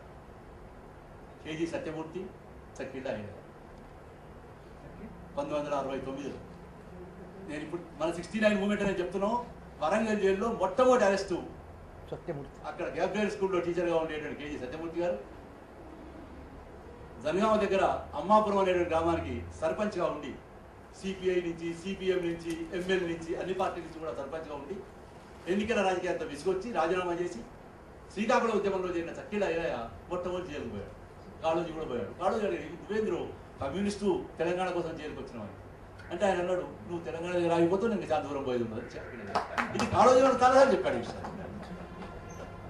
అంటే చక్కిళ్ళ అయ్యే దగ్గర నుంచి కనకాచార్య దాకా, చక్కిళ్ళ అయ్యే దగ్గర నుంచి సోమన్న దాకా, చక్కిళ్ళ అయ్యే దగ్గర నుంచి వాడి చాలా మంది అజ్ఞాత యోధుల దాకా తెలంగాణ కోసం వాళ్ళు ప్రాణాలు ఇవ్వడానికి సిద్ధమైతే వాళ్ళని ప్రేక్షక పాత్ర వహిస్తామని చెప్తున్నాం.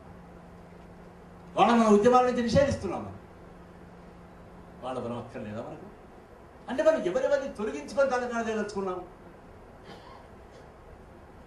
ఆంధ్ర ప్రాంతంలో ఉండేటువంటి ఇవాళ గొప్ప పోరాటాలు సోంపేటలో చేస్తున్నారు, వాకపేటలో చేస్తున్నారు, మల్లగూడలో చేస్తున్నారు ఆదివాసులు.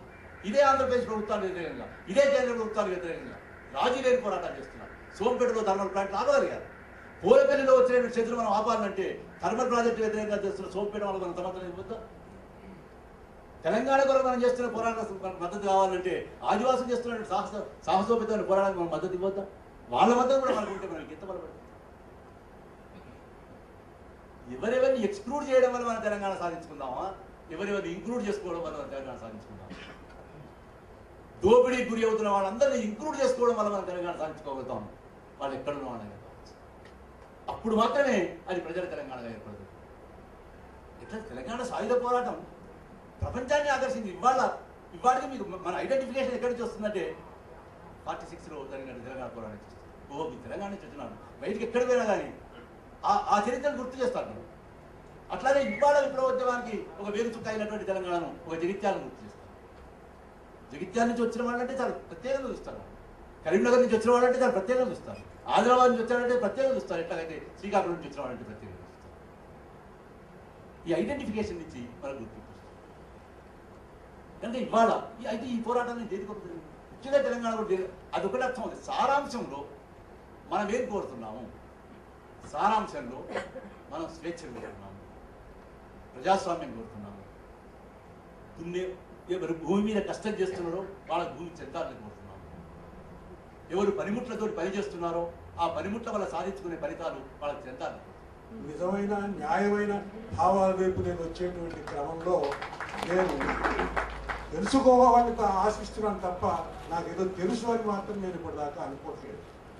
కానీ నాకు అనిపిస్తున్న విషయం ఏమిటంటే, నాకు పెద్దగా లోతులు తెలియకపోయినా నాకు అనిపిస్తున్న విషయం ఏమిటంటే, విడిపోయే హక్కుతో కలిసి జీవించడం అనేటువంటి ఒక ప్రజాస్వామిక హక్కు ప్రకారం తెలంగాణకి విడిపోయే హక్కు ఉంది అని నేను బలవత్తరంగా నేను నమ్ముతున్నాను. అదే కాకుండా కాశ్మీర్ లాగా తెలంగాణని అనేక రూపాల్లో బలవంతం చేసి మోసాలు చేసి ఈ ఆంధ్రప్రదేశ్గా దీన్ని కలపడం కోసం చేసినటువంటి ఒక చరిత్ర ఉంది కనుక ఆ చరిత్ర ప్రకారం ఆ హక్కు దానికి ఇంకా ఎక్కువగా ఉందని నేను మనస్ఫూర్తిగా భావిస్తున్నాను. అంచేత భవిష్యత్ చిత్రపటం అనేది నేను చెప్పలేదు. నేను చెప్తున్నాను కదా, నేను ఈ సభలకు వస్తున్న కారణం ఏమిటంటే ఆ లోతుల్ని తెలుసుకోవడం కోసమే. ఎవరెవరు ఏం మాట్లాడుతున్నారు నేను, ఎందుకంటే ఇక్కడి నుంచి వెళ్ళిపోతే నేను మళ్ళీ ఆ సమైక్య ఆంధ్ర ఆ మనుషుల మధ్య మసులుతూ ఉంటా, వాళ్ళు మాట్లాడేవన్నీ వింటూ ఉంటా. ఆ వింటూ ఉంటే వాళ్ళు ఏ ఆలోచనతో ఉన్నారో కూడా నాకు అర్థమవుతూ ఉంటుంది. నాకు అనిపిస్తున్న విషయం చెప్పేసి నేను ముగిస్తాను.